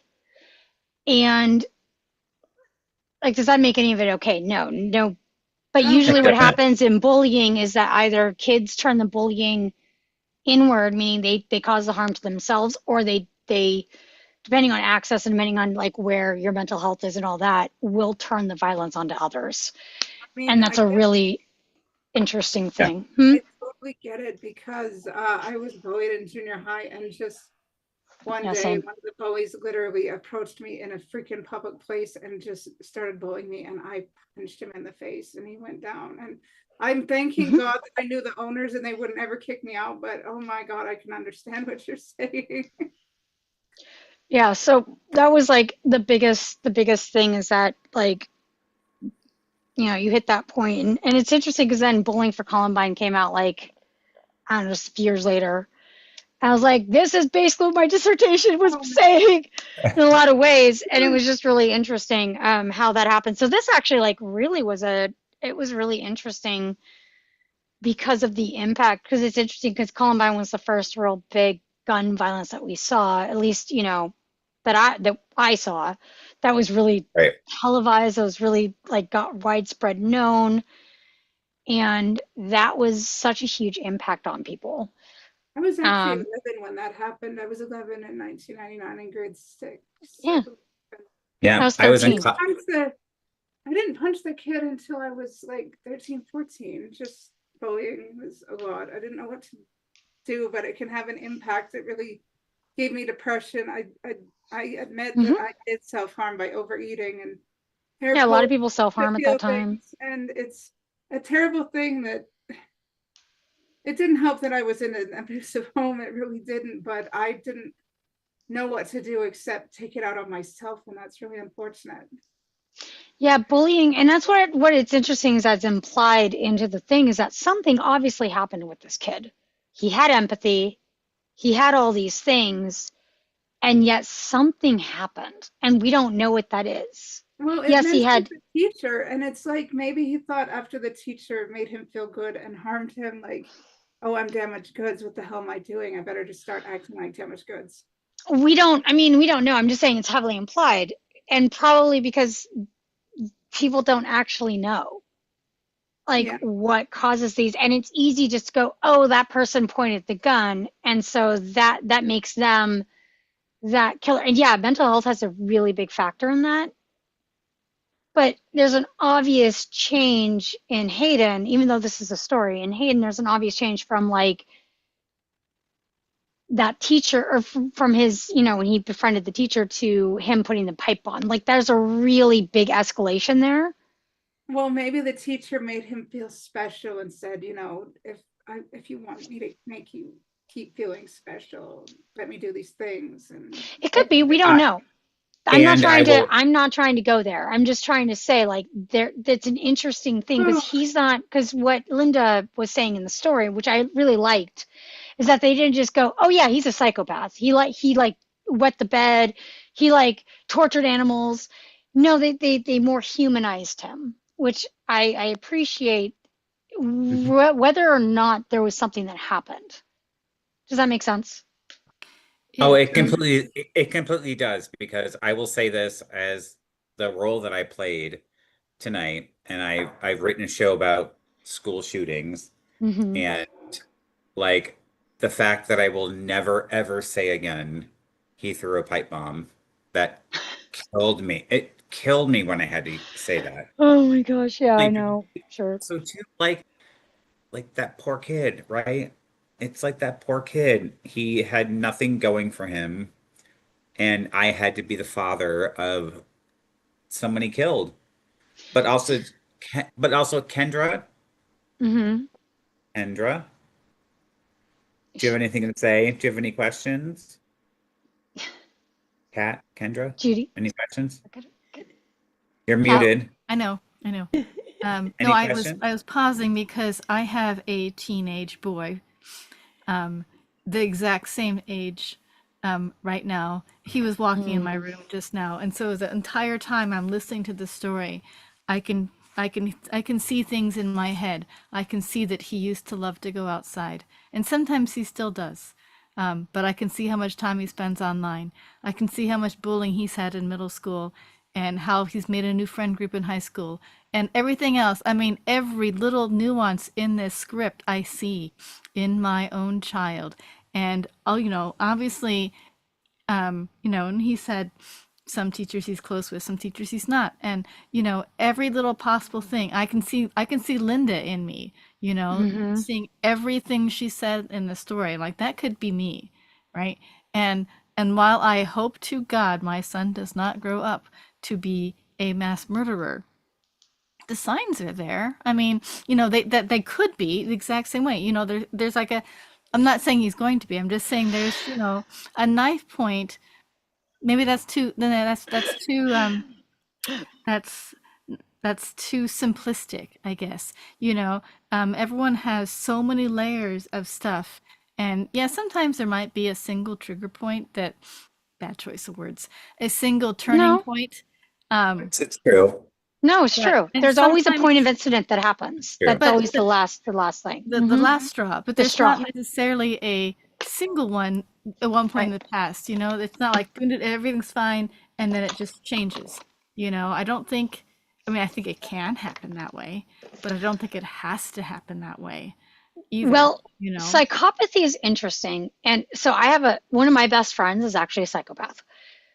I don't mean that in a derogatory way, at all. Like he's one of my favorite people. He's been my best friend, one of my best friends since sixth, seventh grade. And he is diagnosed as antisocial personality disorder, aka psychopathy. And it's really interesting because talking with him, he's like, here's the difference. If I don't know you, I haven't, this is his brand. Now I'm just giving you an idea. This is what he goes through. There are layers, there are levels.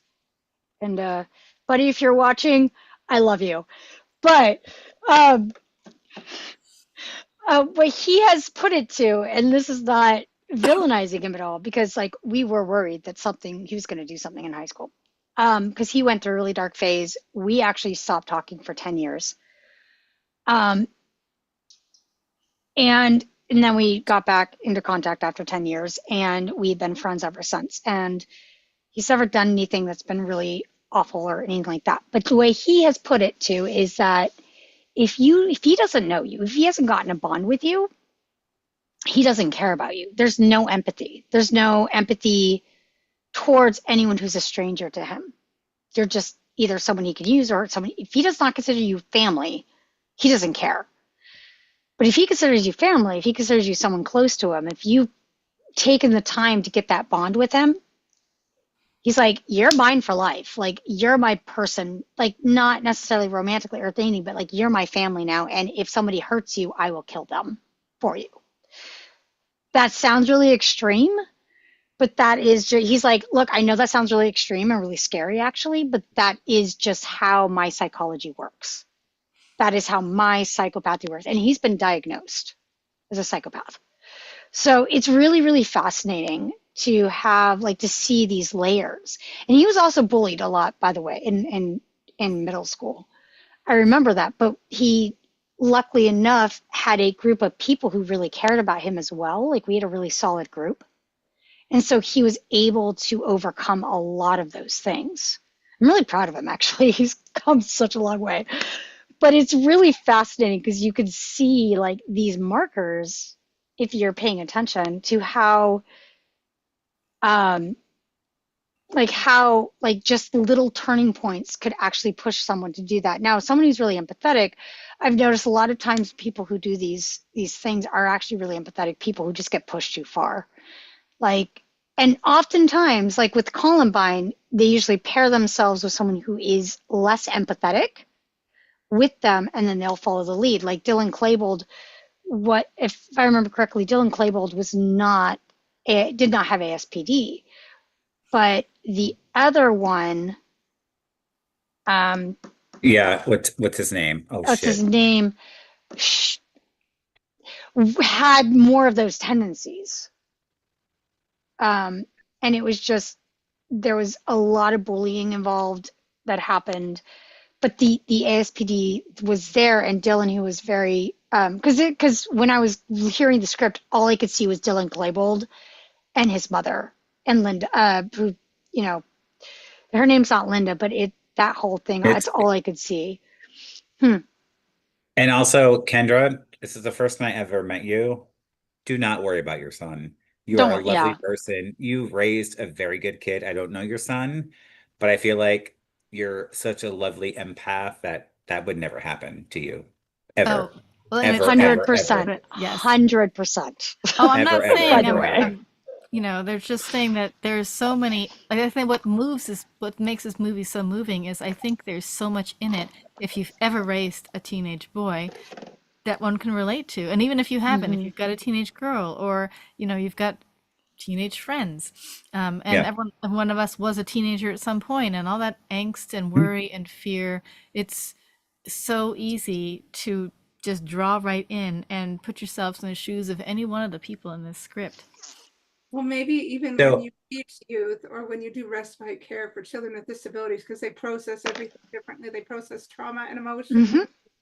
I just felt that because, I cared for a child who was pretty much abused because I don't know why, but I could just feel all the emotions radiating from him. And I often took that home with me and I prayed for him and tried to help him. And there was only so much you could do because he was not my child.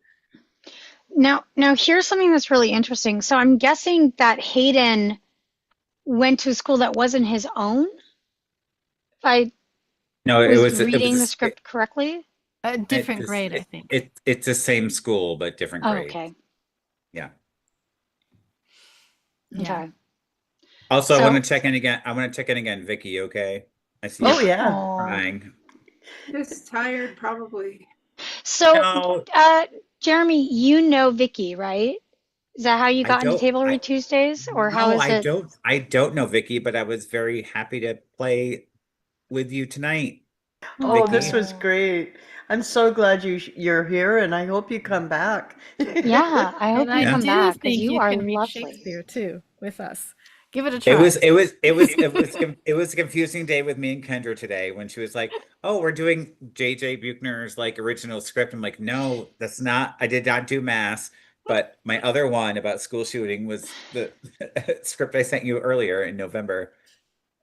Because Oh, so you're the person who wrote the script you were supposed to do originally. yeah, Right? like so There was a lot so of confusion. I get so when I first found this group, because I've done like, quarantine, Jesus Christ, I was like Brady Bunch reading fucking plays online. And I wrote a script about school shootings. And it was about four families that suffered a school shooting, but they deal with it in different times. Like Mm. one family deals with it like 1 day, 2 day, 3 day. Another family Damn. deals with it 6 months, like a year and a half. And yeah, so it's a different thing, but like when Kendra was like, "Oh," she was like, "No, let's like." It's Kat. Kendra's the character I was playing. Yeah. I was gonna. I Oh, wanted to say. oh, Kat, it's That's fine, it's okay. fine. That's Listen, fine. listen, I've been drinking this entire time because this was a lot for me to play fucking that horrible or Aw. not that sympathetic character. But like in the play that I wrote, like when I said to Kat, I was like, my script, and she was like, no, I was like, no, my script has like 8 characters, and I was like, I'm down to play Jay. But at some point, if you ever want to read my script, it's harsher. It really is harsher than Mass, which is crazy to think. That's crazy to think, but also Yeah. totally would be down. Yeah, I mean, I know which role that Vicky can play. I know which role Heather can play. I know which role. Listen, I know which roles all y'all can play.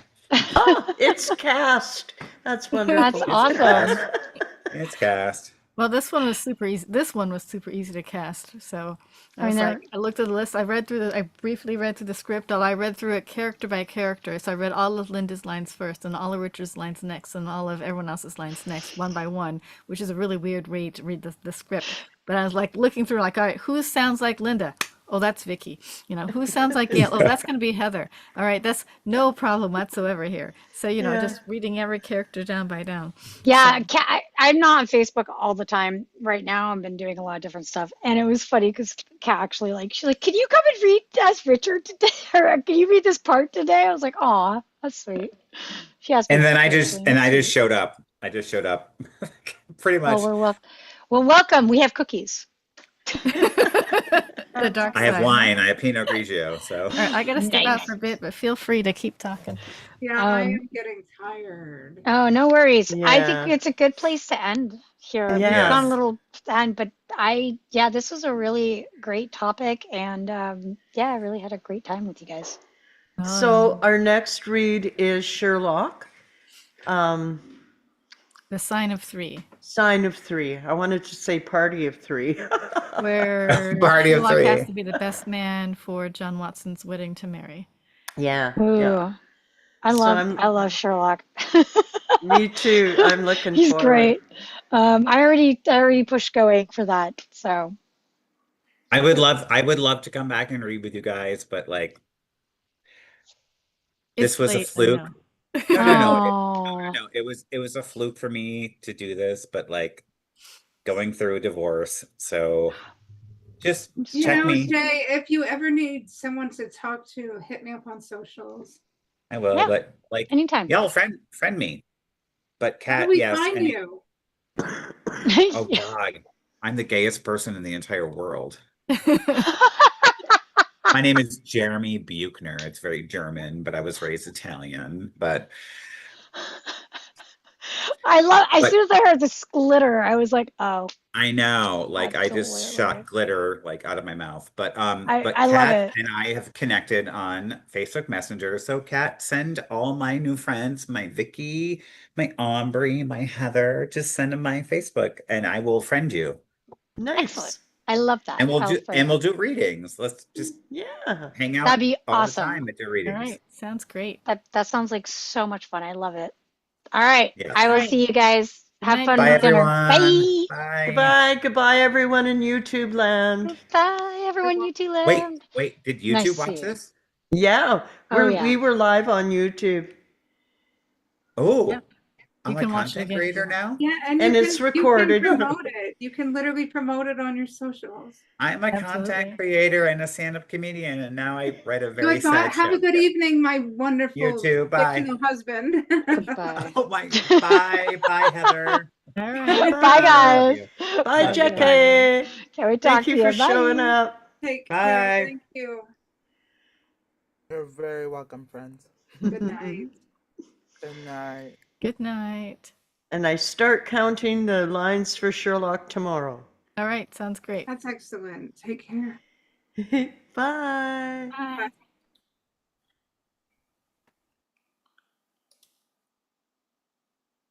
Bye, Kat. Good How night. have you been? Oh, absolutely nuts, absolutely crazy. So, I can imagine. yep. Well, hanging in there. Hopefully, in another month or so, I'll get it smoothed out. Okay, good.